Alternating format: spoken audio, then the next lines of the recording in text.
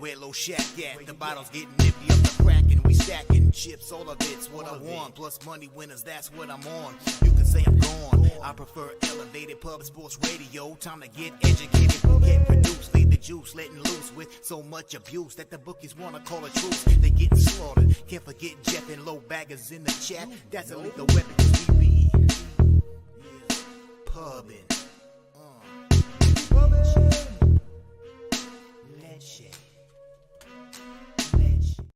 Hello, cappers, gamblers, punters, hustlers, low baggers. Happy Friday, October 27th to all of you. Thank you for watching Betting with the Bag right here on Pub Sports Radio. It's such a wild ride that we've chosen.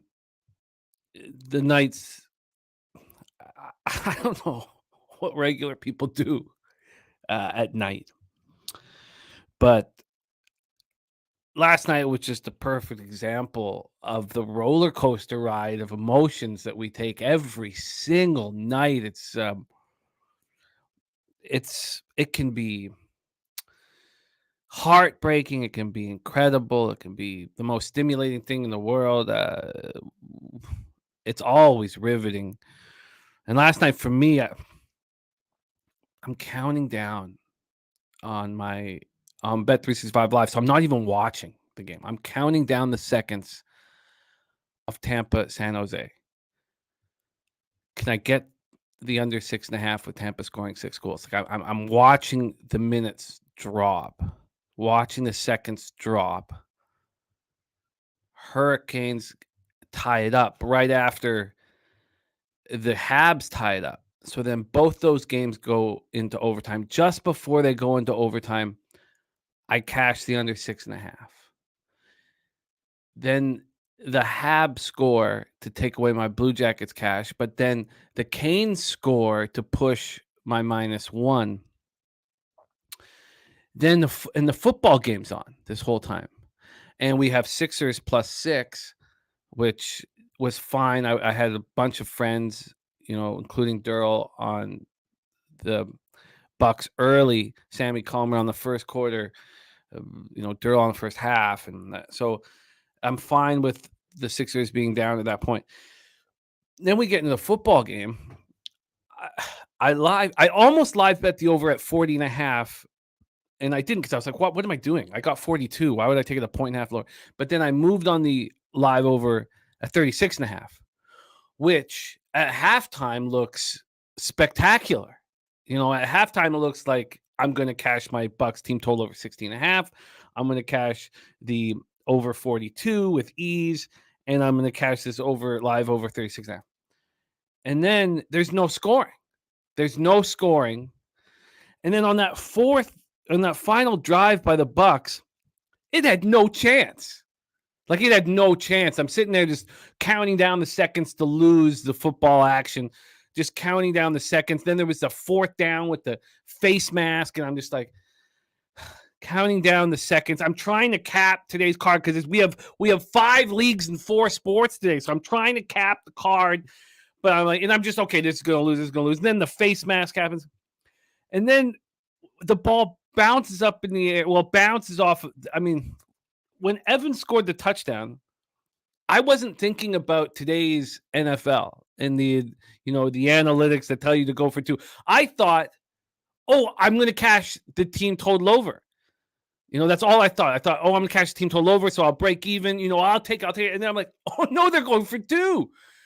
And then the ball bounces up in the air, and they get the conversion. So I don't only cash the team total over, but I push the total. And all I could think of myself was, what do other people do?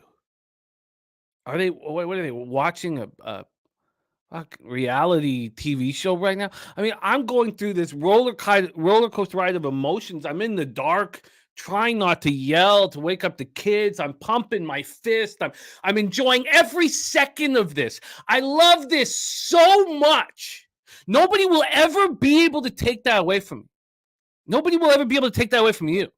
The highs and the lows of our gambling will never be taken away from us. And it's fucking wild. It's so wild. And I love every goddamn second of it. And I love the opportunity to then stay up till 2, 3 in the morning, capping the card, waking up at 7 and keep capping the card. And I get to hang out with you guys and cap all day Friday. And we've done all this work. We always talk about life is what you put into it. You get out what you put into it. And we've put so much effort into this weekend. Now, I only have 3 bets left in NFL.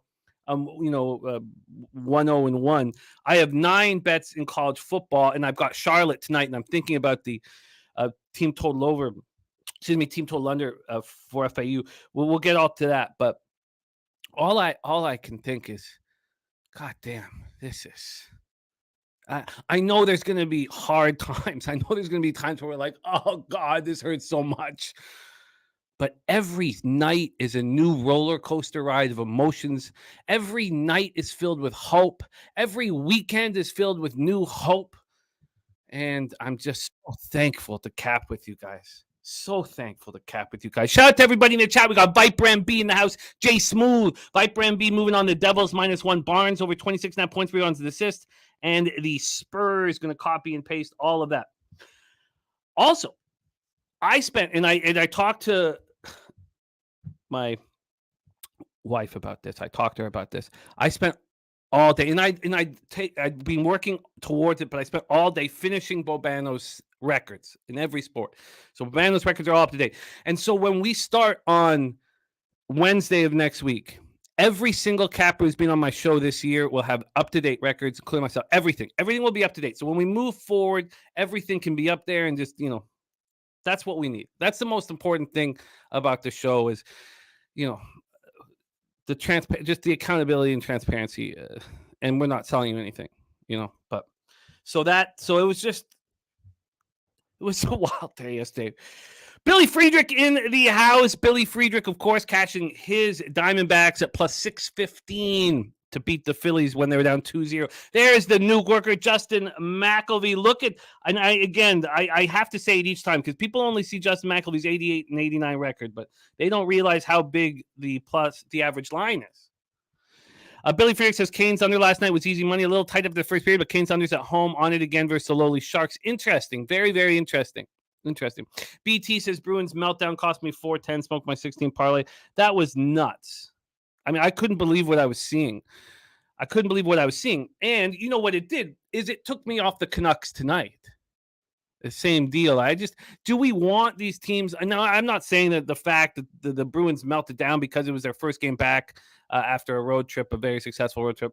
I don't know. But I'm not going to take the Canucks tonight, even though I would like them, but I'm not going to take them on first game back, even though they're playing against a team that should have heavy legs after the 3-0. And I didn't bet the Blues Flames under when Hofer was switched. He had, in his first game, he'd allowed 6 goals, but it was a mistake. I think you can't, if you want, I want Philly unders at home. So I bet the Philly under even against the Minnesota Wild, and it blew up in my face. I want Flames unders at home and all the time. And I shouldn't just pick and choose when I do it, but we'll talk all about that. There's Tone Miggins in the house. Tone been running so nice. Series business, ready to get to work. There's my guy, Jay Peasy. Sammy Calmer, Sinner, -1.5 sets. -128 ATP Vienna. Sky Dragon, Rich H, coming up to us from 604. Andrew G, Wine Time Sports, Mike M, Jesse Gomez, Kong's Clips, Sky Dragon says, I was so annoyed when Anaheim scored those 2 late goals to crush the under, but then they won the game in OT, so I cried myself asleep with Anaheim money line plus 260. Something was not right about that total at 6, but, and, trusting the markets can lead you to a lot of success. I mean, the Jets had to be the bet. Now, I didn't move on it. It just, it was didn't make sense. And then Matthew Green had every right to say what he said about my Rangers action last year. Yes, it was square. Yes, it was public. But there's something so beautiful about the NHL. It's different from the other sports. What you see is what you get. Again, I can't even say that without thinking about the John Candy monologue at the end of Planes, Trains, and Automobiles, but I digress. There is Mike M in the house. Says that San Jose was sweaty. San Jose was that bad. 5-0 day for Wine Time Sports. Jeffrey Moore off a big day. D. Jenkins. Billy Friedrich says I'm on San Jose. Team total under 2.5 -183. -183. Saturated. Had 2 parlays waiting for Nurkic to get over 9.5 rebounds. He had 7 in the first quarter, 2 the rest of the game. I hate that. Sky Dragon talking about Wall. That should have been an immediate bet on the Leafs. I made mistakes in NHL last night. 2-2. Plus 0.22 units. I made mistakes.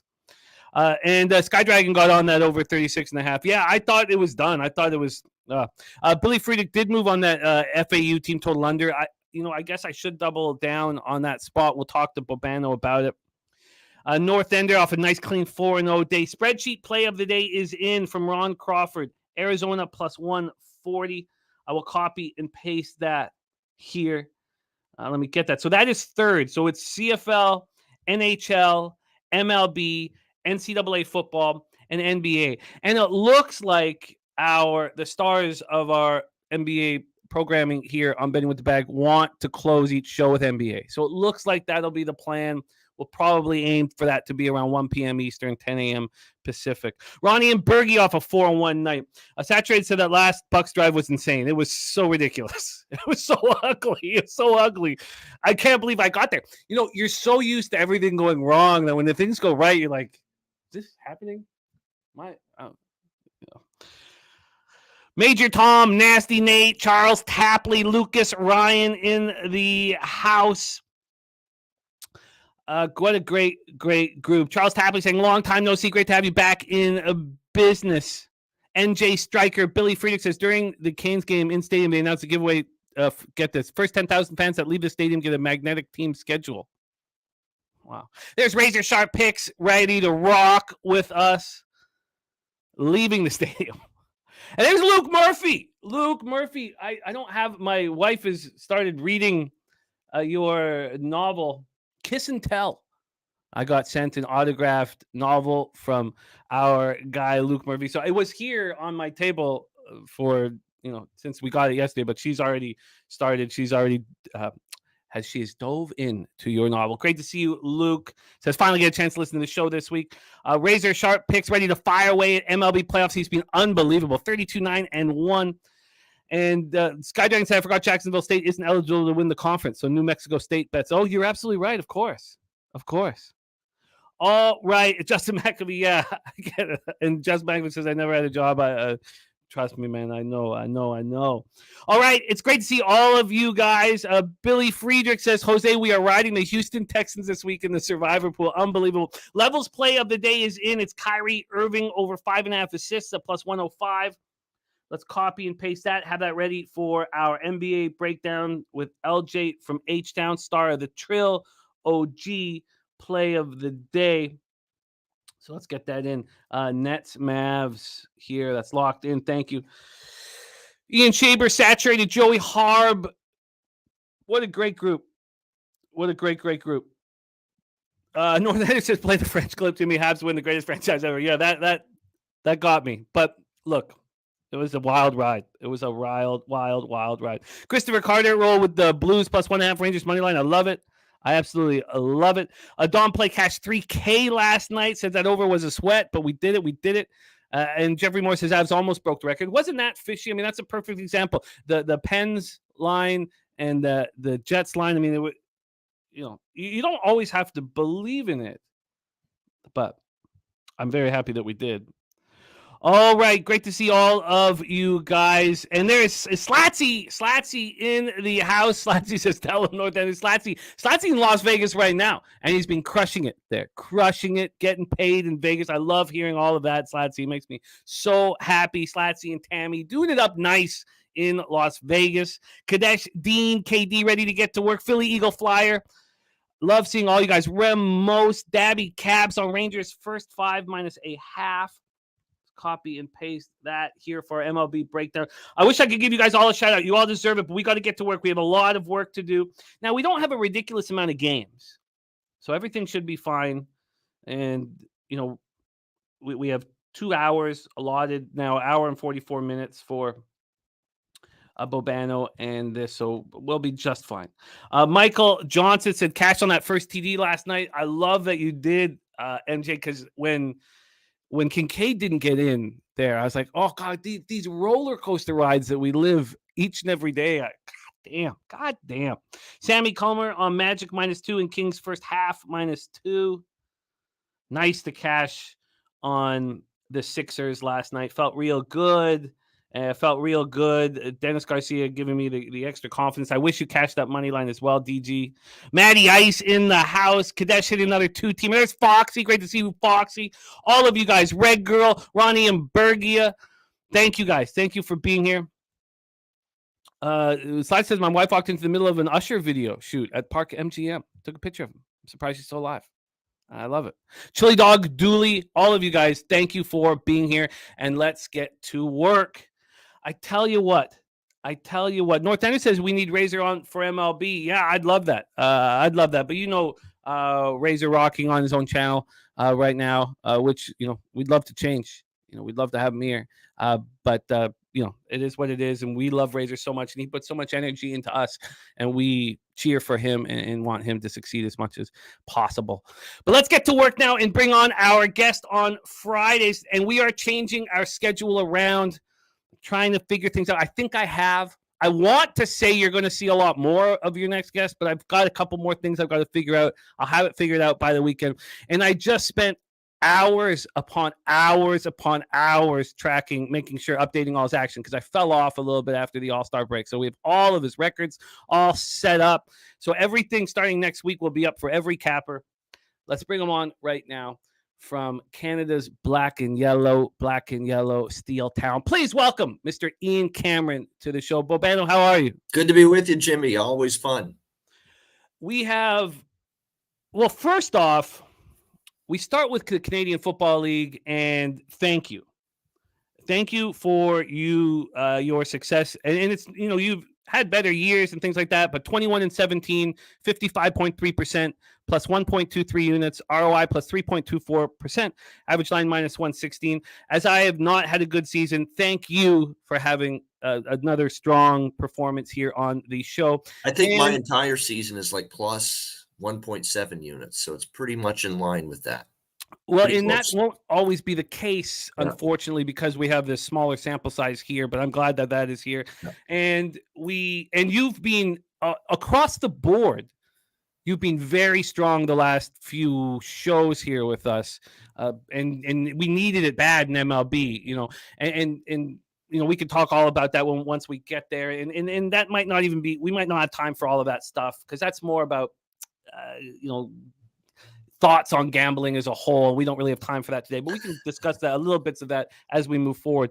But we have a garbage fire week 21 CFL. We do. And it's pretty ugly, so we don't need to spend too much time on it, but let's get right to work on it, because still there are generally angles on these final weeks of the year. This is the final week of the regular season that you can take to the bank. And so due diligence is important, and it's important here on the show. Let's roll. We start Friday, October 27th, 9 p.m. Eastern. That's this evening. Winnipeg Blue Bombers 13-4, 5-3 on the road to the Calgary Stampeders, 6-11, 3-5 at home, McMahon Stadium in Calgary, Alberta.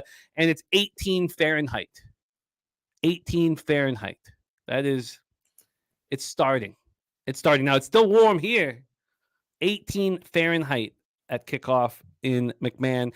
Partly cloudy, 6 miles per hour. Let's go into the line history here for this one. And I know some of you want to get to other sports. Don't worry. We won't be taking long here. Only 3 games, and they're not very exciting. There's nothing on the line. Calgary opens up plus 2.5 at home, and that's where they are right now. There's been 6 cents of movement towards them. Very little movement. From a total side of things here, and we all cashed on Calgary last week. Very, very helpful that we did. It's very, very helpful. It was a very easy casher, and we'll discuss that spot here in a second. But we're sitting at 45.5 minus 108 to the under. This opened up at 46.5, so we have a 1-point move to the under. Winnipeg comes in off a 45-25 win at Edmonton in a meaningless final home game of the season. It's funny how Winnipeg and Toronto have been playing these meaningless football games and playing so well and playing so professional. They'd already clinched number 1 seed in the West and home field advantage in the Western Final. How much will Zach Collaros and the starters play? Last week, Collaros went 13 of 16 for 125 yards and a touchdown. And backup Drew Brown came in, and he looked so good. How good does Drew Brown look right now? 7 for 7 for 94 yards and 2 touchdowns. Brady Oliveira, what a beast he is, rushed 14 times for 72 yards and 2 touchdowns. Calgary comes in off their best game of the season with their playoff lives on the line. They went into BC, beat up the Lions squad. They had nothing to play for, 41-16. They destroyed them on the ground. They ate them up. Leos couldn't stop Peyton Logan. He ran 8 times for 105 yards and a touchdown. Or Kadeem Carey ran 15 for 88. Jake Mayer did Jake Mayer things, 10 of 21 for 123 yards and 2 touchdowns, but he's not making mistakes. He's not taking huge risks. Does anyone care about this game? Bobano, do you care about this game? Is there an angle? Now that it's fallen below 3, I could only look at Winnipeg here. I actually went back and looked at how the Bombers have performed in these final week of the regular season matchups. And for years, they've already won the division by this point, this final week of the regular season. And their track record's very good, actually, in this final week. You know, last year, they had success in the final week. They won and covered. 2021, they won. 2019, they ended up winning the final week of the season against this Calgary Stampeders team when they had already locked up first place in the West Division. So, and plus Winnipeg's a team that's got next week off. So I think if you're Mike O'Shea, you'd want to maintain some level of sharp, you know, in your team, you know, because you're not playing next week. Whereas Calgary is playing next week at BC in the West Division semifinal. So there might be a little more conservative, you know, thought process with Dave Dickinson. Not to mention, too, they're coming off that huge win against BC that sealed the playoff spot for them pretty much. Well, Saskatchewan's loss did as well. But still, I mean, I'd be leery more about Calgary. And let's be real. I mean, which team do you think has the better depth? And which team do you trust here at the quarterback position? Look, I know Jake Mayer's playing, but Drew Brown, the last time we saw him start at quarterback for the Winnipeg Blue Bombers, he went into Calgary and beat this team. Okay, so he's very capable. He's a very good backup quarterback. He's turned into a very good backup quarterback here for the Winnipeg Blue Bombers. He can go in there and play well, make the throws, lead the offense, move the football down the field, and lead his team to victories. He's very capable of doing that. Now, they are sitting 10 starters, the Bombers, in this game, and they're being cautious. You know, you're not going to see Willie Jefferson and Jackson Jeffcoat, the 2 dynamic pass rushers. You're not going to see Adam Bighill, Kyrie Wilson, Winston Rose in the secondary, all out as well. But they are going to play DeMario Houston in this game, who is one of their best cornerbacks because he's been out the last couple weeks with a knee injury.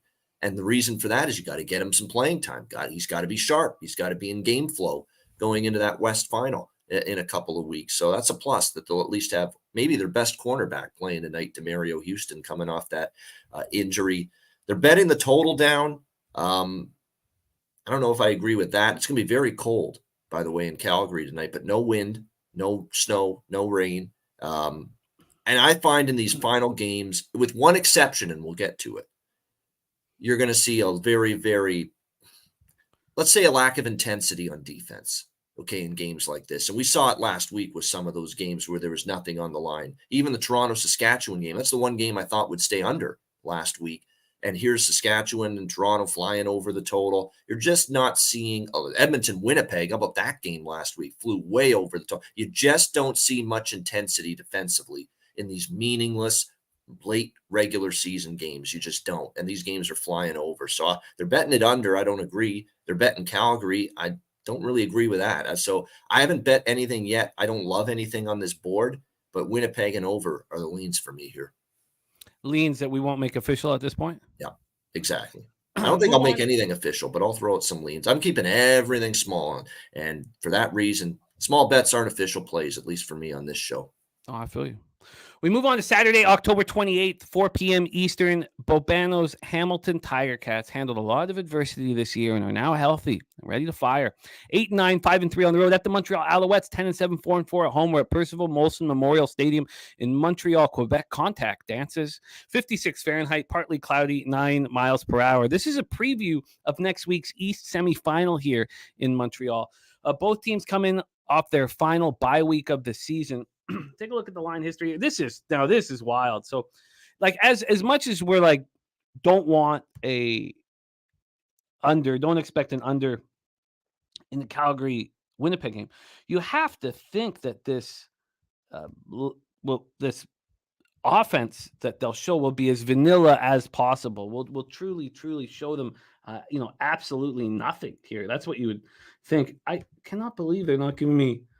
I don't have line history. I'm gonna have to switch sites here. They're not giving me a line history on this one, which I am surprised. Maybe Bobano, maybe you can touch on that. If you can, I'll just set the table and you can touch on the line history.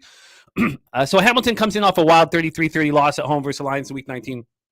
Bobano gave out the Hamilton Tiger Cats team total over, which was relaxing, easy casher. I went on Hamilton plus 3.5, which was like, so it was down to the very last second. I was freaked. I was like, why did I just make the simple bet that Bobano did? But we both cashed. The Ticats have 3 healthy quarterbacks leading in this final game. Bo Levi Mitchell, I think he's looked pretty good. I think he's looked, almost great. I mean, still, I don't think he's the best. He may not be the best quarterback on the Ticats, but he's certainly going to start for them next week in Montreal when it matters. He went 13-18, 135 yards, 2 touchdowns, no picks. Matthew Schultz looks better than him right now. 14-19, 180 yards, 1 touchdown. Schultz also ran 3 times for 26 yards. You might even be able to say the same thing about Taylor Powell. Tim White continued his excellent season, 7 catches for 112 yards, 2 touchdowns. James Butler ran 15 times for 67 yards. Montreal was last seen in the 35-21 win at Edmonton in Week 19. This one punched me in the gut. Jose was at the wedding in Tennessee, and we cashed on Hamilton the night before, and I was like, carry it over onto the Elks money line. And I didn't make the same mistake last week. I learned my lesson, but it was 21-3. And I was like, oh, we got plus money. And oh, my good God. And Montreal scores 32 unanswered points. And also, like, it was so fast. It was like just like being robbed at gunpoint out of nowhere. All year, they've beaten everyone not named Argos, Bombers, and Lions. Fajardo was 23-29 for 258 yards. Walter Fletcher ran 13 times for 88 yards. Take it away for us here, Bobano. Any interest in what is your gambling thoughts on teams who are a week away from playing in the playoffs and now have to play a meaningless game? No, this is definitely the one under that makes sense to me. Now, we don't have sides or totals here in this game, but I would expect this game to be very, very keep your cards close to the vest, if you will.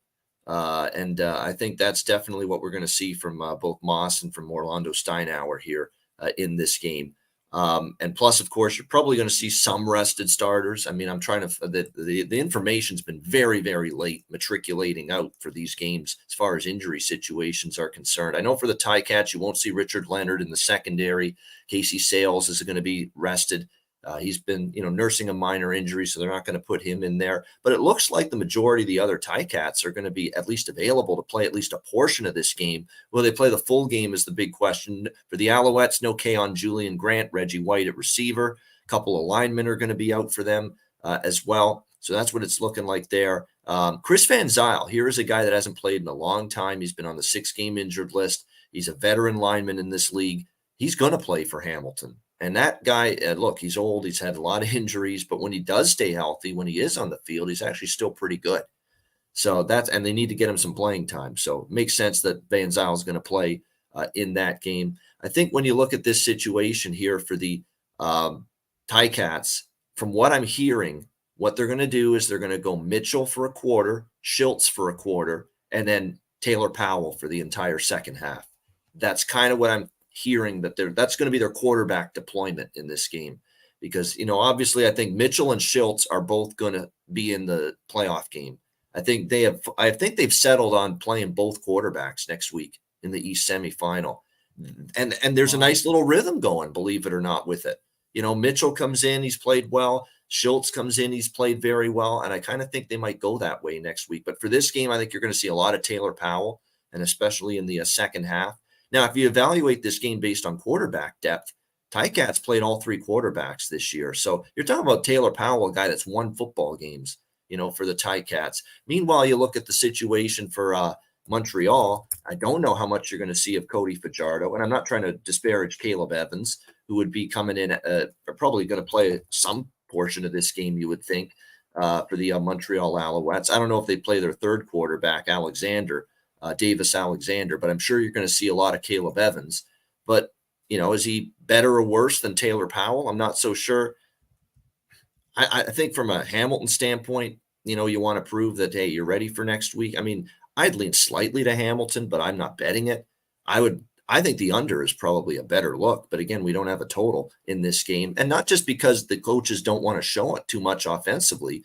The head-to-head series history has been one under after another, for the most part. You had one over in June between these two teams. But other than that, the games in Montreal, 28-17, 23-16. The last meeting was 27-14, all of them staying under the total. So you combine a series history that's gone under and a pair of teams that may not want to open the playbook in this game, considering they're playing each other next week in the East semifinal. I think you could make a case for the under here. Well, so there's no line anywhere. That's why it's not, out. My bad. So is it confirmed that Taylor Powell is going to play the second half? This is just what the people that follow the Ticats seem to be thinking. Like, Orlando hasn't said anything about it, but they kind of think it's going to be 1 quarter of Bo, 1 quarter of Matt Schultz, second half for Powell. There's no way Fajardo's playing the second half of this football game. No. You're mostly Caleb Evans, maybe even a sprinkle of Davis Alexander as well from Montreal. Yeah. I think the Tiger Cats are going to win this football game. I kind of feel that way too, because, and I like the depth. They've got 3 quarterbacks that have not only played a bunch, they've got all 3 have won football games for this team, even Powell. Wow. I think this is why you do the due diligence. Yeah. Now, obviously we can't do anything right now, but if it's the reason Powell's going to play probably most of this game is he's the guy that's probably not playing next week. Exactly, and he's been great. Yeah. I thought he was. He's had some bad games and bad moments too, but he's had some good ones. I thought he was so bad, not bad, but incapable of stretching any defenses. I thought he was incapable of all this, and he proved me wrong. Wow. Okay, I really the Ticats I think are going to end up on my card now. I'm happy that we did this. Let's move on to Saturday, October 28th. We don't have a line for this. Toronto Argonauts 15-2, 6-2 on the road at the Ottawa Redblacks, 4-13, 3-5 at home. TD Field in Ottawa, Ontario, 45 Fahrenheit, partly cloudy, 5 miles per hour. Toronto just keeps on winning. In a game that meant nothing to them and everything to the Rough Riders, the Argos went into Mosaic Field, traditionally a tough place to play, and ended the Riders season with a 29-26 win. A very professional group. Chad Kelly, 18-25 for a touchdown and a pick before he gave way to backup Cameron Dukes, who's looked better and better every time he's been on the field this year. Dukes was 10-15 for 113 yards. Redblacks' pitiful season comes to an end. Head coach, nice guy, Bob Dice, will take his losing elsewhere next season. They were last seen in the 40-27 loss at Toronto Week 19. Dustin Crum, 13-16 for 183 yards, 1 touchdown, 1 interception. I believe in him. It's cost me money. It is what it is. Justin Hardy caught 5 passes for 98 yards. Jalen Ackland caught 4 for 83. Devontae Williams ran 16 times for 125 yards and a touchdown. I'll tell you who I don't believe in is Bob Dice. Take it away for us here, Bobano, Argos, Redblacks. It's pretty appropriate. We got Green Day performing at halftime of the Grey Cup, and one of their songs were "Nice Guys Finish Last When You Coach the Red Blacks." Yeah, and that's Bob Dice. That's Bob Dice. Nice guys finish last, and you be a nice guy all you want, and I'm sure a great family man, great man. That's what everybody says about him. But unfortunately, it's been a dismal year for him as a football head coach with the Ottawa Redblacks. Dismal year. I can't see him being brought back. I can't. Now, I know they got a little spark when he replaced La Police last year, but the spark clearly faded this year with the way Ottawa played. Look, when you look at this Ottawa team as well, they don't look like they're showing much of a pulse here down the stretch. I know against Toronto, they had that game a couple weeks ago where, they were strong early and then they faded, and Toronto came all the way back to not only win that game, but cover the original point spread as well in that game against Ottawa. And then the 2 Montreal games after that, what did they get outscored by? 61-18 in those 2 games with their, so I don't want Ottawa. I absolutely don't want Ottawa, even though it is their final home game, meaningless home game for what? What are we going to celebrate for this final home game? A dismal, fucking pathetic season? That's what we're going to celebrate. So no, I don't even love that angle. That angle doesn't even apply to me in this game, that Ottawa's playing their final home game. Meanwhile, you got Toronto, and I know Chad Kelly's not playing. It's Cameron Dukes is going to play. Brian Scott, the other quarterback on the roster, is going to play a little bit. They're going to share reps at quarterback. Cameron Dukes, Brian Scott in this game for Toronto. There is no Willette.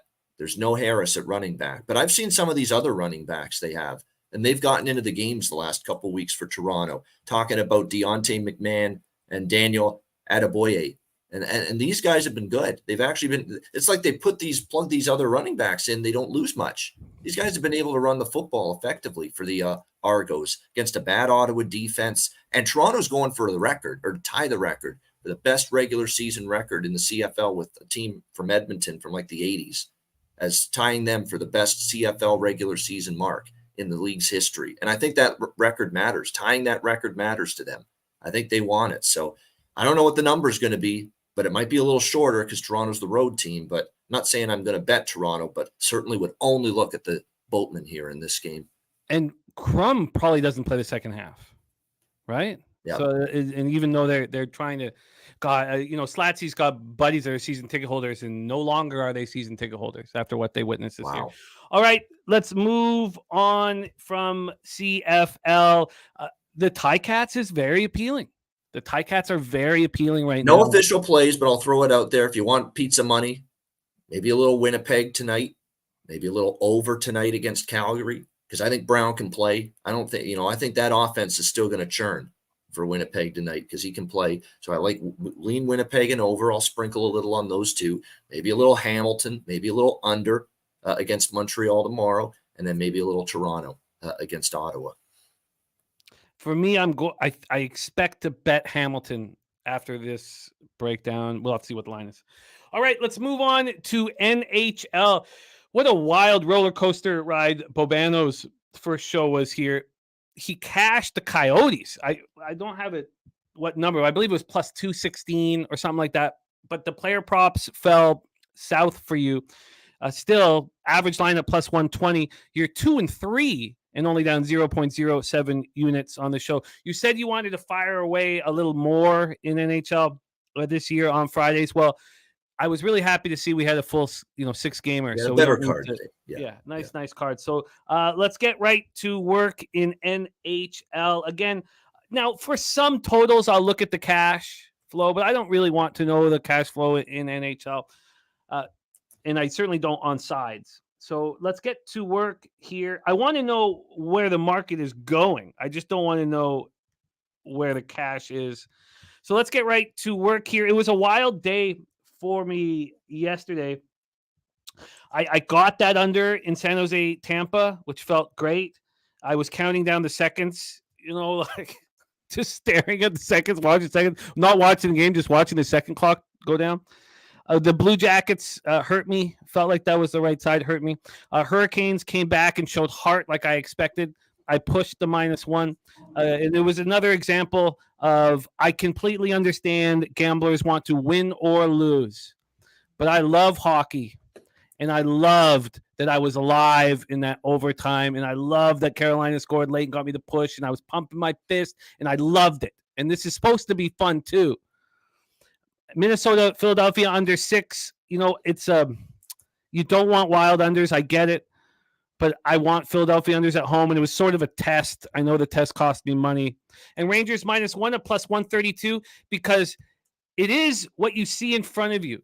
There's no tricks and hijinks like there is in NBA and NFL and then college football. Things can be pretty simple in the NHL. And when you want to put your foot down on a team's throat, you do that. Who cares if it's square and who cares if it's public? What we care about is getting paid. And I got paid -1 at plus 132 and made my night.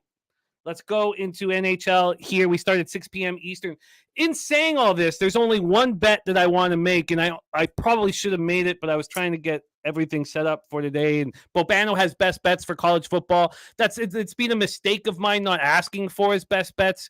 It's been a mistake because then he's only talking about the games that I'm on or the Friday games, and that won't happen anymore for the rest of the season. We'll get some spots that he really wants to talk about, and that's my fault. And that's not going to happen. We got some great games for us today. 6 p.m. Eastern, Chicago Blackhawks 2-5, 2-3 on the road at the Vegas Golden Knights. The Vegas Golden Knights, everything that you dream about in a hockey team, we're seeing right now from this group. 7-0, 4-0 at home. They'll beat you in a high-scoring game. They'll beat you in a low-scoring game. They'll beat you in a tough game where you're battling in the corners. They'll beat you in a finesse game.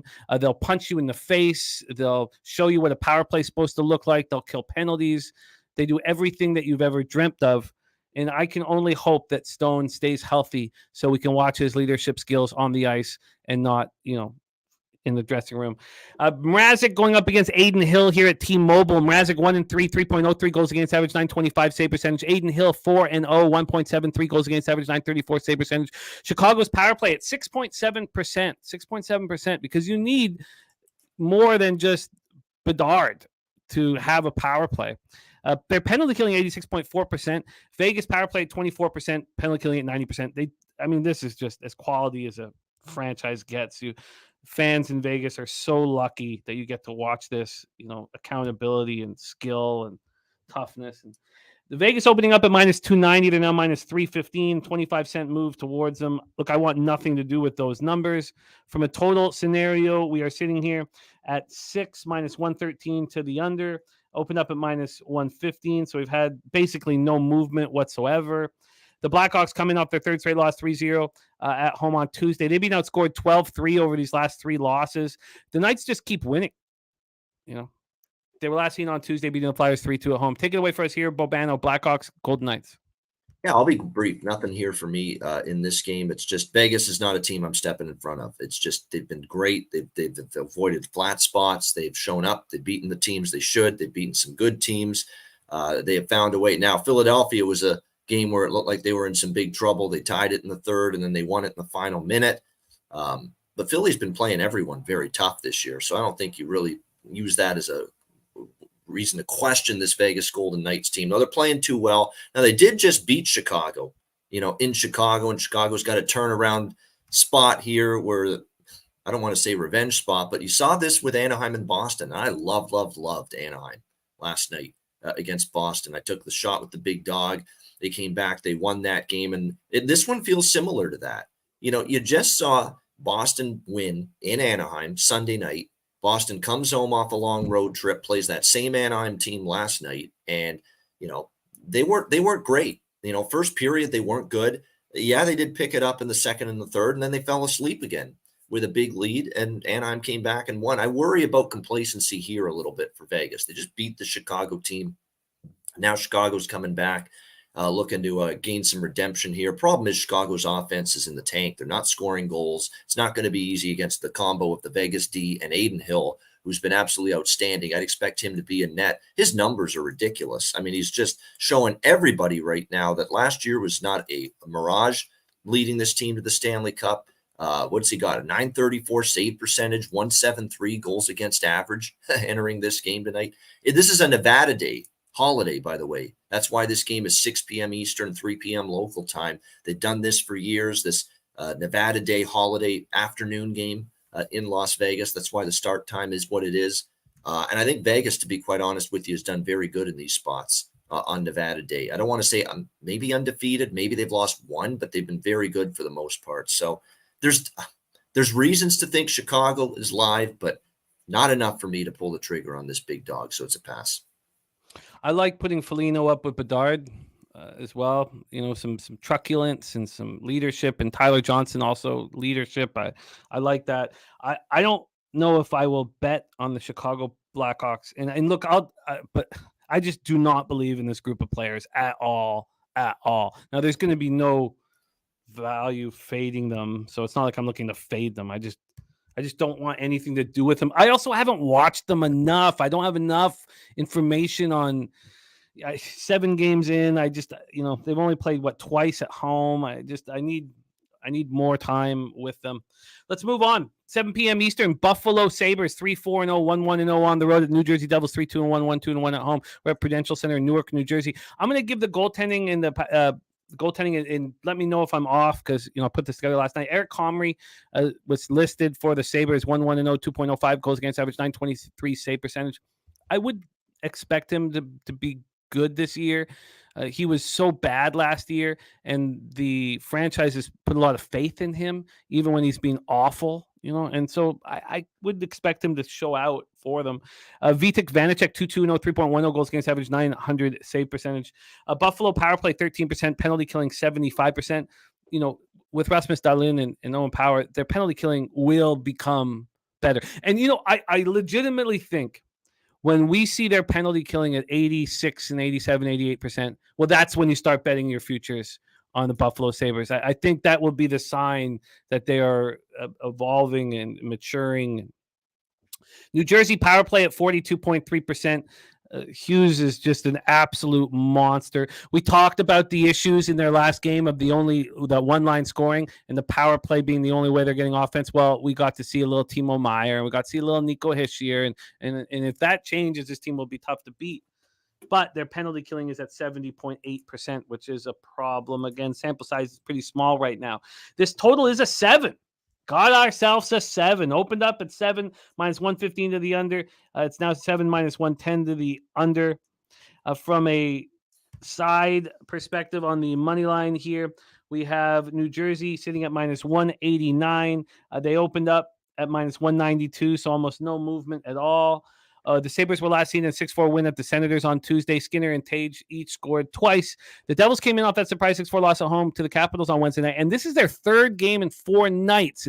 And the back-to-backs and the 3 game in 4 nights, they're hard early in the season. The legs are burning earlier in the season. Take it away for us here, Bobano. Sabres, Devils. They are, but I'd take Buffalo before I lay it with New Jersey. New Jersey's not played, I don't think, a 60-minute strong game yet this year. They haven't.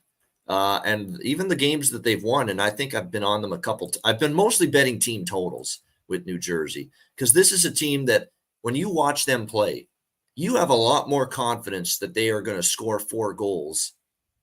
But do you have confidence that they're going to score 4 goals and win every single night? Because, look, they've been shaky defensively. Their penalty kill hasn't been great. They've been giving up goals. And we just saw it in their last game. A lousy Washington team rolls in there and puts a 6 spot on the board against New Jersey. You know, they give up 4 to the Islanders. Islanders aren't a great offensive team. They give up 4 to Florida, 4 to Arizona.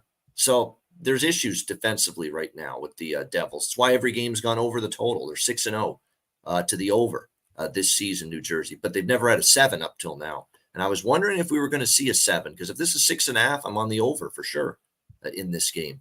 7, though, what I do usually with the 7s is, and I'm a proponent of this, my Ice Guys show colleague Alex B. Smith is an even bigger proponent of this, is that if you like the over and the total is 7, don't bet it pregame. Wait for 5 minutes live during the game. It's going to fall to 6.5. It might even get to 6.5 plus price.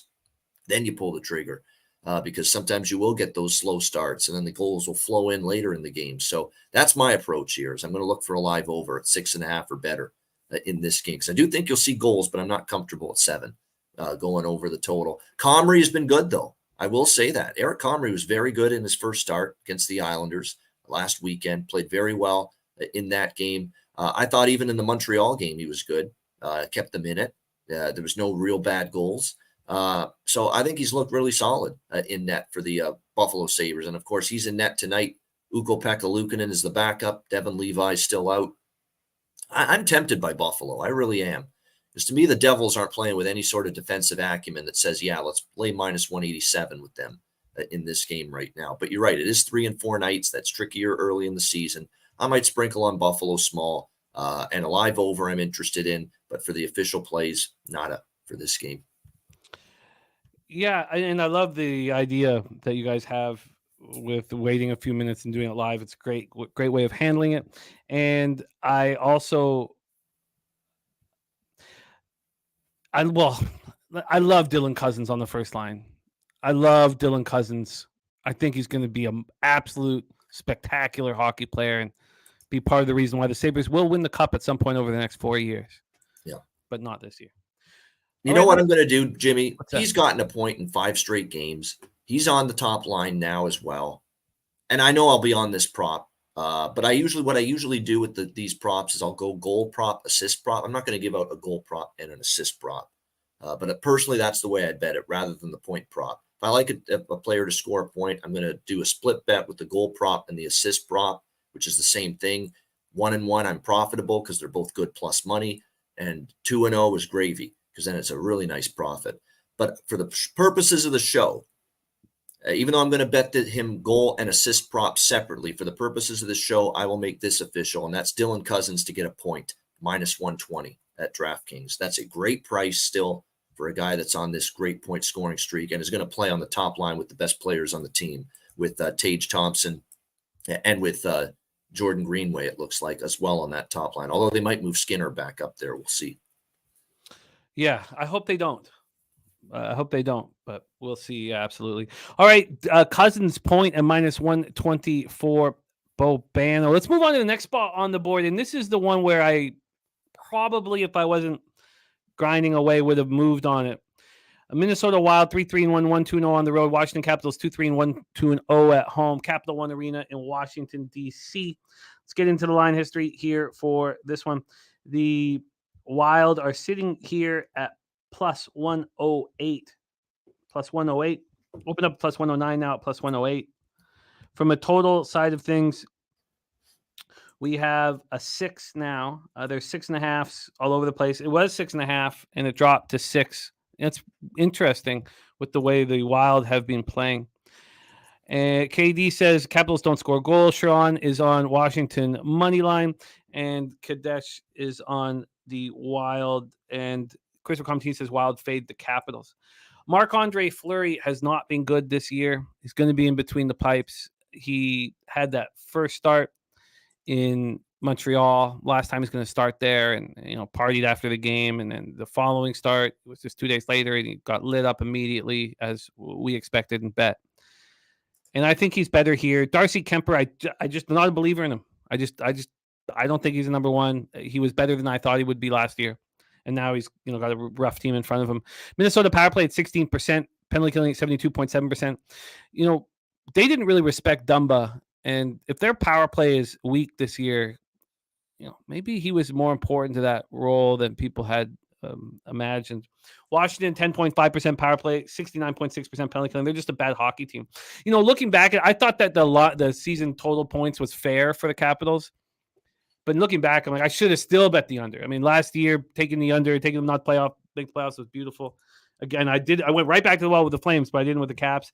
Caps snapped their 3-game losing streak with a 6-4 win at the Devils on Wednesday night. So I hear people, wanting to fade the Caps and all that, and I get it. But for me, I still have an issue with backing teams on the second half of a back-to-back in the first 10 games of the year. And so I want the Minnesota Wild in the first period. I want to bet it in the first period. I probably would have moved on it if I had a little bit more time, and I expect to move on it right now, or at least after the show. I don't think it'll change much.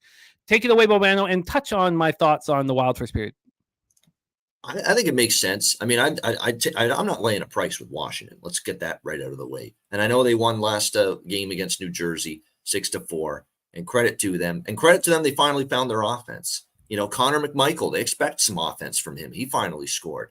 Sonny Milano, Dylan Strome. I mean, these are guys that, they need these guys to produce. Simple as that.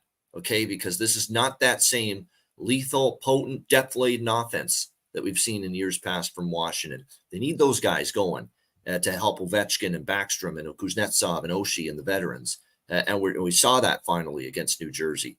I don't trust them, though. I don't trust their defense. Their defense is lousy. Their penalty killing stinks. They had a 3-0 lead against Jersey in that game after the first period. They blew it in like the first 10 minutes of the second period, 4-3. Now, I know they came back and won, and they tightened it up in the third, but that's what Washington's defense is capable of, giving up goals in bunches. And you're right, Darcy Kemper's been less than impressive this year for the Washington Capitals. So don't mind the first period look. I lean Minnesota, but the bet for me here is over.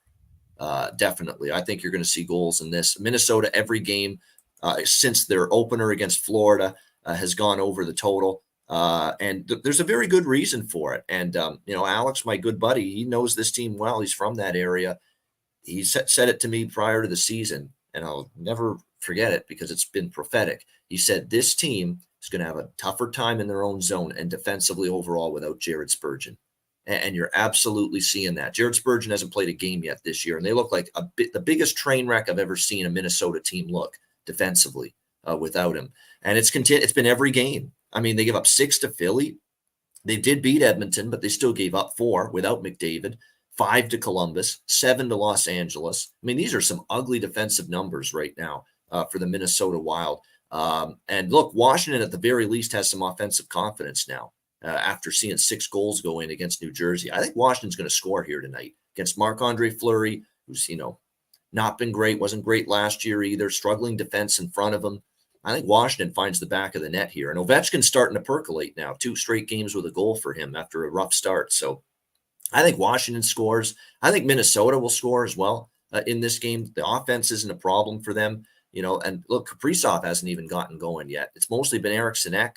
It's been Hartman. It's been Marco Rossi. It's been some of these other players for Minnesota that have been scoring for them more than Kaprizov. But eventually Kaprizov will get going. Like I said, 6 straight overs for Minnesota. You look at head-to-head series, 4 of the last 5 meetings between these two teams have got to at least 6 goals in the 4 of the last 5 meetings. So for me, it's going to be over 6 minus 118 at Pinnacle. Over 6 minus 118 for Bobano, and I will be on the Minnesota Wild first period.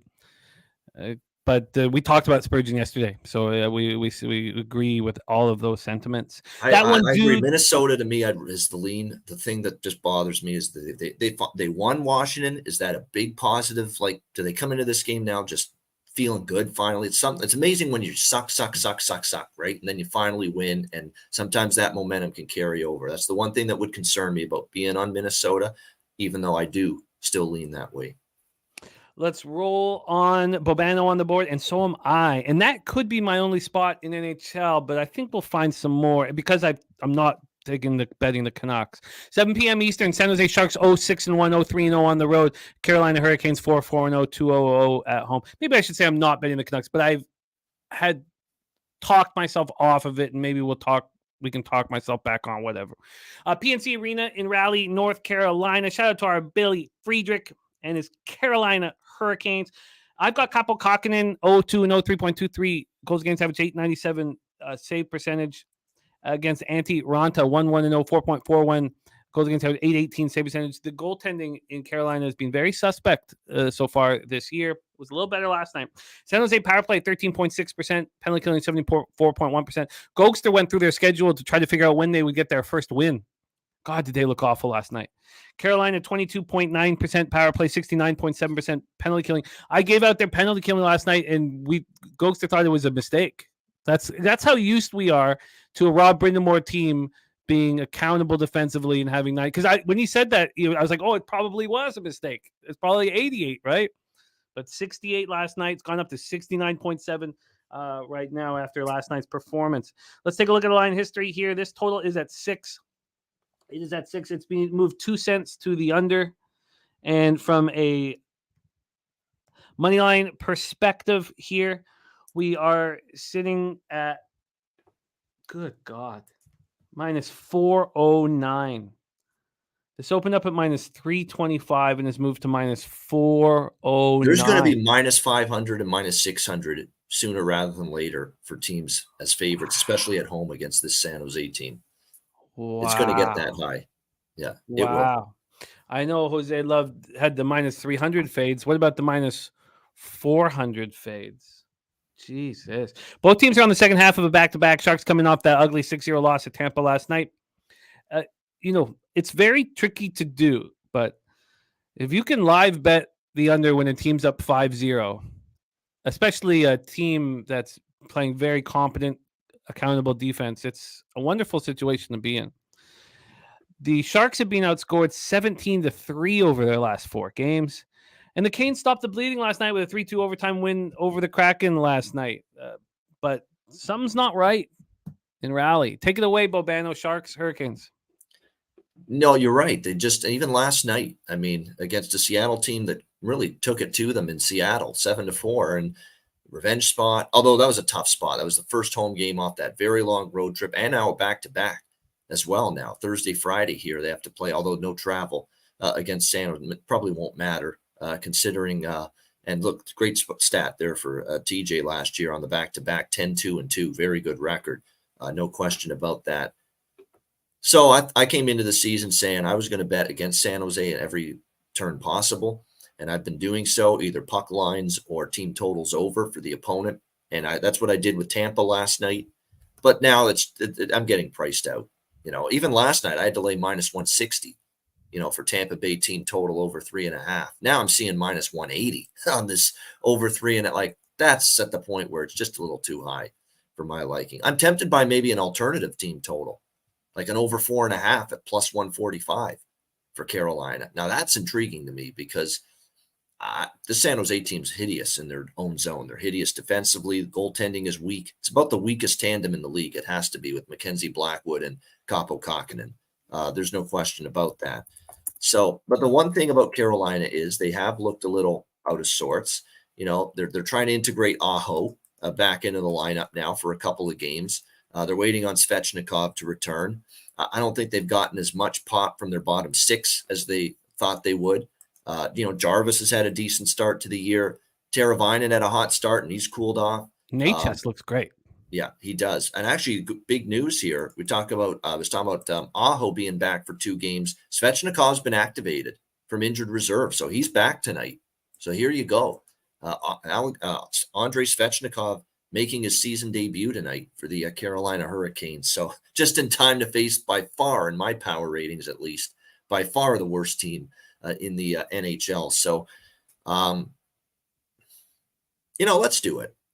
Because Svechnikov, they're going to be fired up to have him back. This guy hasn't played in a very long time. Now there's a question about, is he up to game speed? He didn't have training camp. I get all that. Is it going to be a hindrance maybe having him in there right now? But I think tonight you're going to see a fired up hockey team in this one. Let's go ahead with that Carolina. I'm going to do that alternative team total. I think that's good value. I want a plus number. I don't want to lay a -1.5 at -150 on the puck line either. That's getting pricey. I mean, last night I had the puck line too against this San Jose team, but it was only -110. And look at tonight, it's -150. I mean, the odds makers are moving swiftly. They're sick and tired of people just going to the well, fading this team night in and night out. So get in while you can. I'm going to take a shot with that alternative Carolina Hurricanes team total over 4.5 at plus 145. Bet 365. Over 4.5 at plus 145. Interesting way of handling it. At first, through the first 75% of this game breakdown, I was moving towards the under, and then I've let that go. I can't go. Last night was not fun. That was not enjoyable. The under 6.5 there, and I've got Natchez. I got Fiala in the pool, and I expect to win my third straight regular season. They give up 5 to Nashville. They give up 6 to Tampa. To me, Carolina can get to 5, in my opinion. Oh, I like that. I like the risk reward. I like the risk reward. Plus money. Yeah, you don't lose juice even if they fall short. Yeah. Let's move on. Next up for us, 10 p.m. Eastern, St. Louis Blues 3-2-1, 1-1-1 on the road. Billy Friedrich's on the under 6 strong. I get it. I really do. But I'm going to 4-1 or no, that wouldn't do it. 5-0. Let's go. 5-0 Carolina. We'll all be happy. Mally Mouse says, I know how you cap, but I feel like the betting gods hate the under in 2023. I think there'll be less scoring than last year. But look, we've got a lot to learn, and I'm trying to stay away from totals, and I'm watching very closely what my record is, and so I hear you, Mally. But here's a sneaky one for you. If you don't love my over 4.5 for Carolina team total, San Jose had a wretched start against Tampa, started slow. Carolina started slow last night against Seattle in the first period, got behind 2-0. Does Rod Brind'Amour maybe get into their ear, start fast?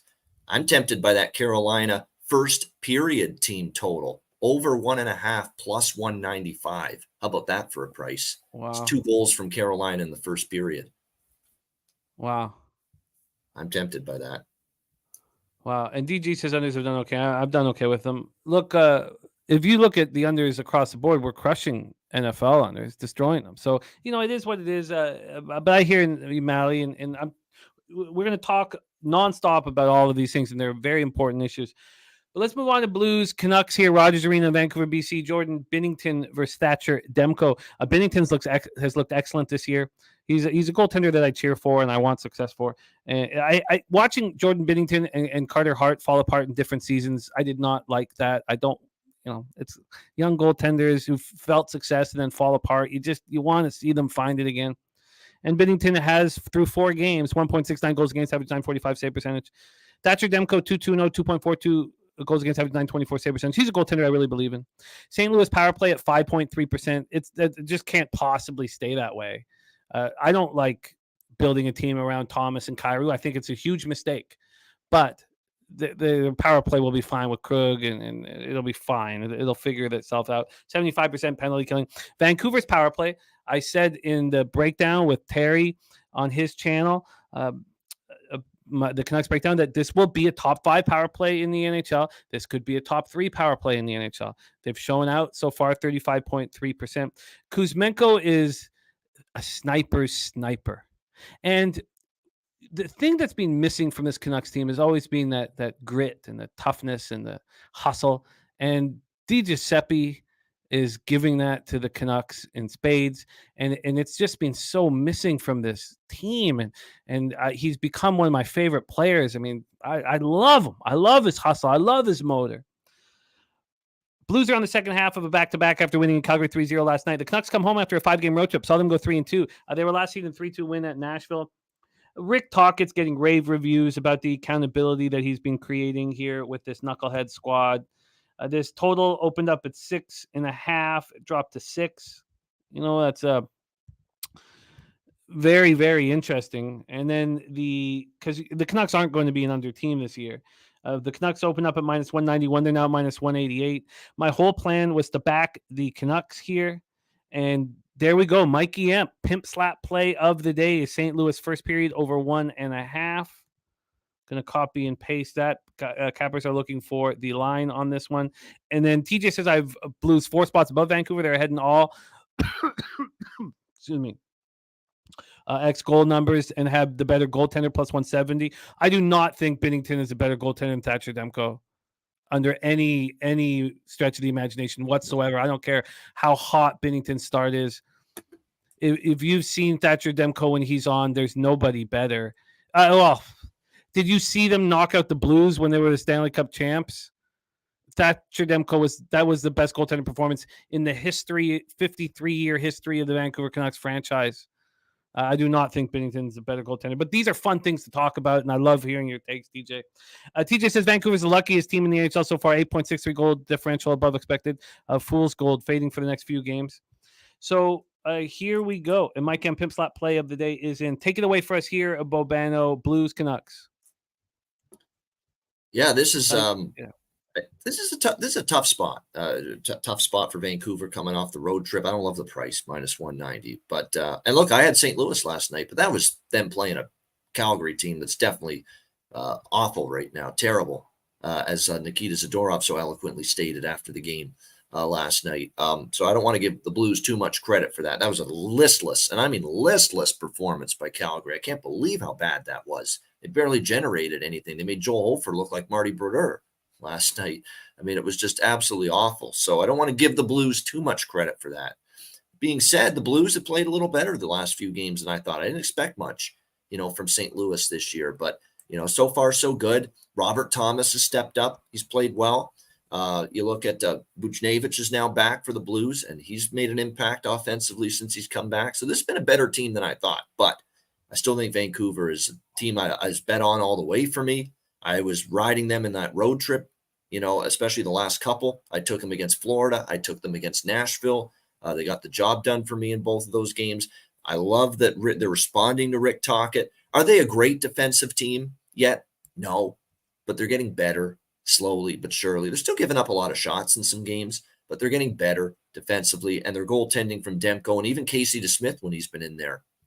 He's played pretty solid for Vancouver. I definitely was interested in Vancouver, but not at the price. So I'm going to pass on this one.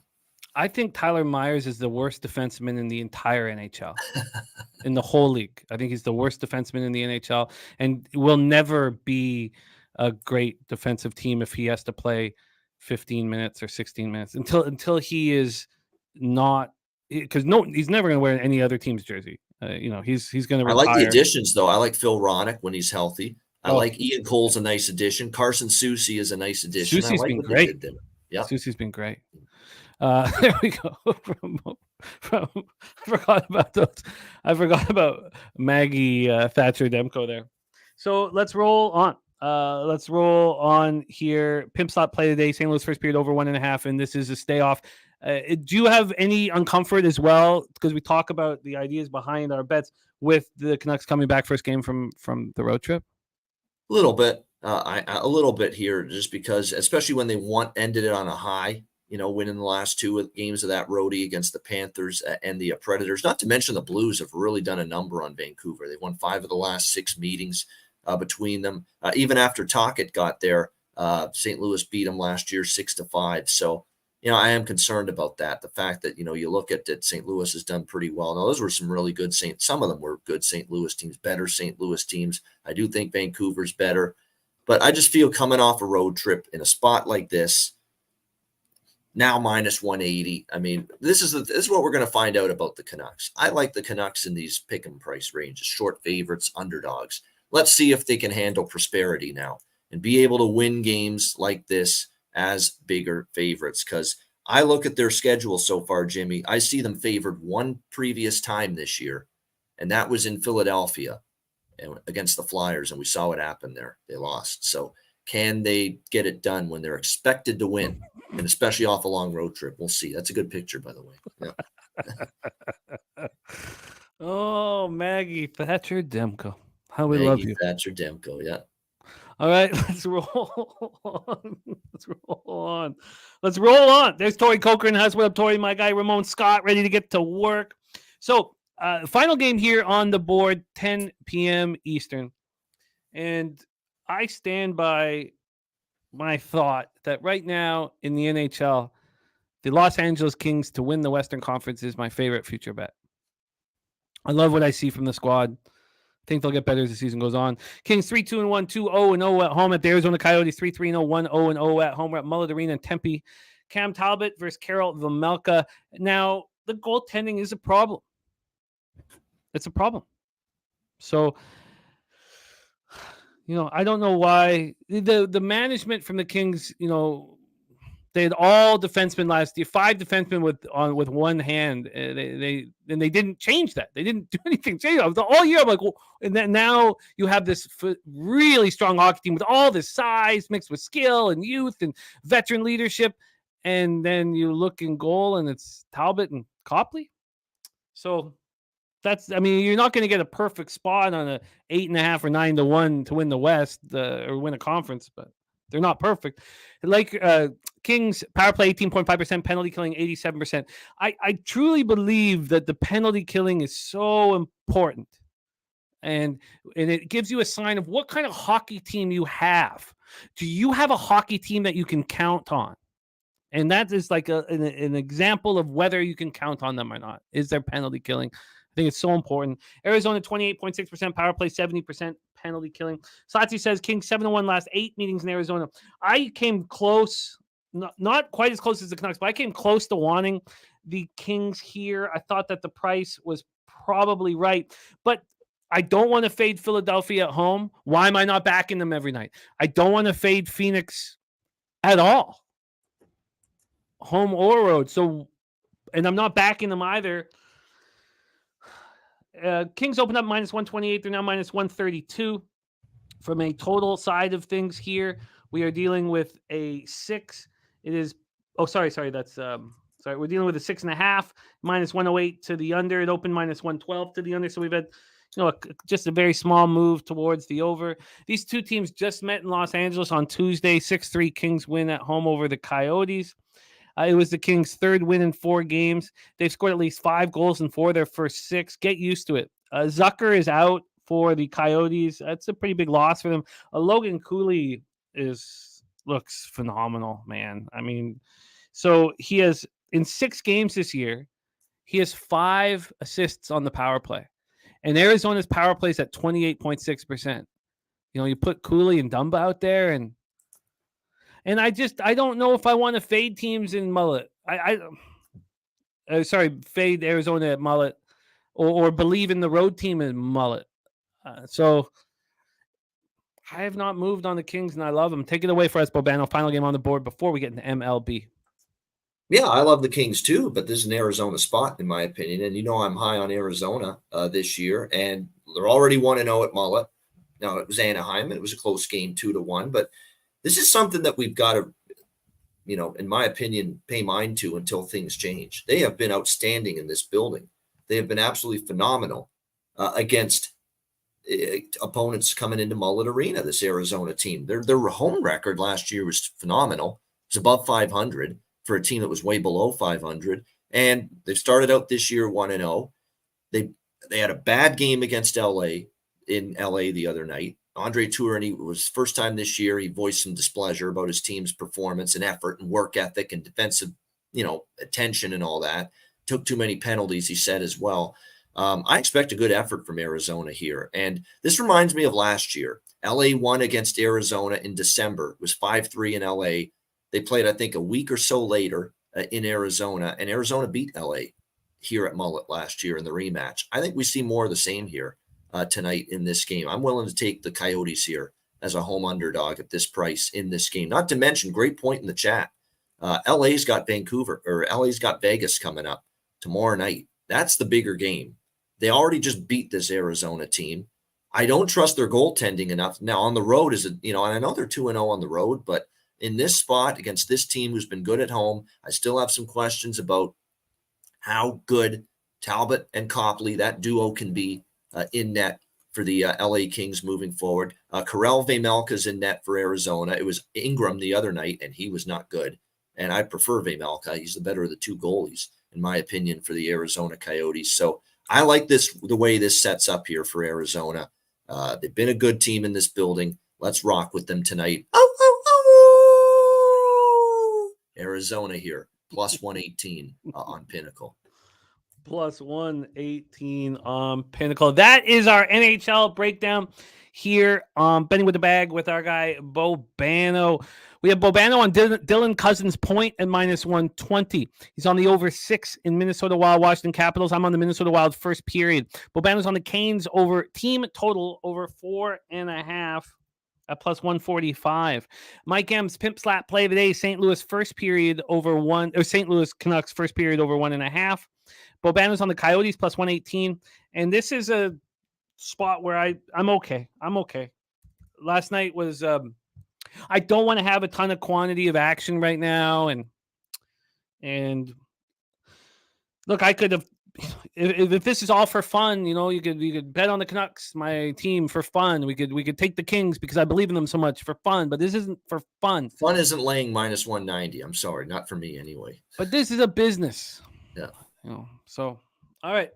We move on to MLB. We move on to the first game of the World Series, and we are bringing on our producer of the show and the star of Say Hey Plays of the day for this one, currently in Miami, where he was for the World Baseball Classic.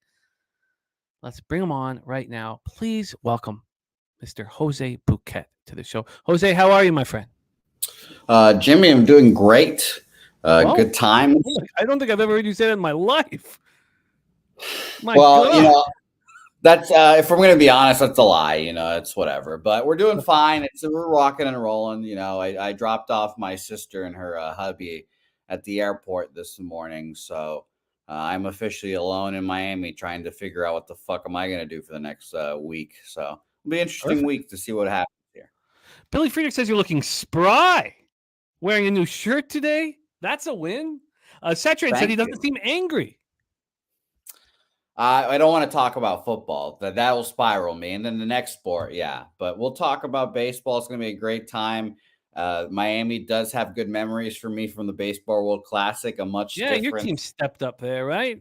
Baseball champions, Venezuela, right? They stepped up when I was there. They beat the Dominican Republic when I was there, and I mentally broke Jose Barrios. So it was a great time. Every time I was there, I had a great time. And I have the videos and everything to remind myself of those times. Oh, we need this so bad. Can you please put this together for us? Please, can we get this? For Ramon Does Miami. What do you want? What do you want to see, Saturate? It's just going to be, this was going to see, I'm going to be sitting at home, just be like, fuck. No, we just want to see that face that what's his name makes from the movie poster. Okay. That's what we want to see. I got you. No problem. But I did, I am a fiend, obviously, and I transported some vitamins from there to here. because I know obviously Nick is not, or not Nick, Boston Nick, I should say, is not reliable. He's actually in San Antonio now, but I befriended I believe a homeless woman to let me into a like parking garage thing so I could hit a quick smoke. So that was the highlight of my day yesterday, just talking to some stranger and letting me into their whatever the fuck. So great times to be had in Miami, guys. Great times. Yeah. So last time you were in Miami, just needed a little bit of smoke, and you reached out to your friend Boston Nick. And did he even bother replying? No, this time I asked him again. This time I gave him a second chance. Why? No, what? That's absolutely ridiculous. That's, you got to learn lessons, man. This guy didn't care about you for a second last time, and you want to get hurt again. I mean, why would you do this to yourself? Well, I'm, obviously I don't learn my lessons. Again, last time I was in Miami for the World Baseball Classic, I was also single at that point, and now you guys know how that goes. But I obviously believe in Nick. He texted Nick. He responded to me, which was nice. But yeah, he's actually in San Antonio. So it's great timing by me. So I brought my own vitamins. But when I run out, that's when things might get bleak. But who knows? I can tell you how much Boston Nick cares about you. Zilch. I Fucking zilch. I could not believe he didn't bother when you're all alone in Miami. Didn't even bother. All right, let's get to work here. Bobano will be back in action with us shortly. World Series Game 1. We have already heard from Ron Crawford. Ron Crawford's spreadsheet play of the day is in. Spreadsheet play of the day is in, and it is the Arizona Diamondbacks at plus 140. The Diamondbacks at plus 140 for Ron Crawford.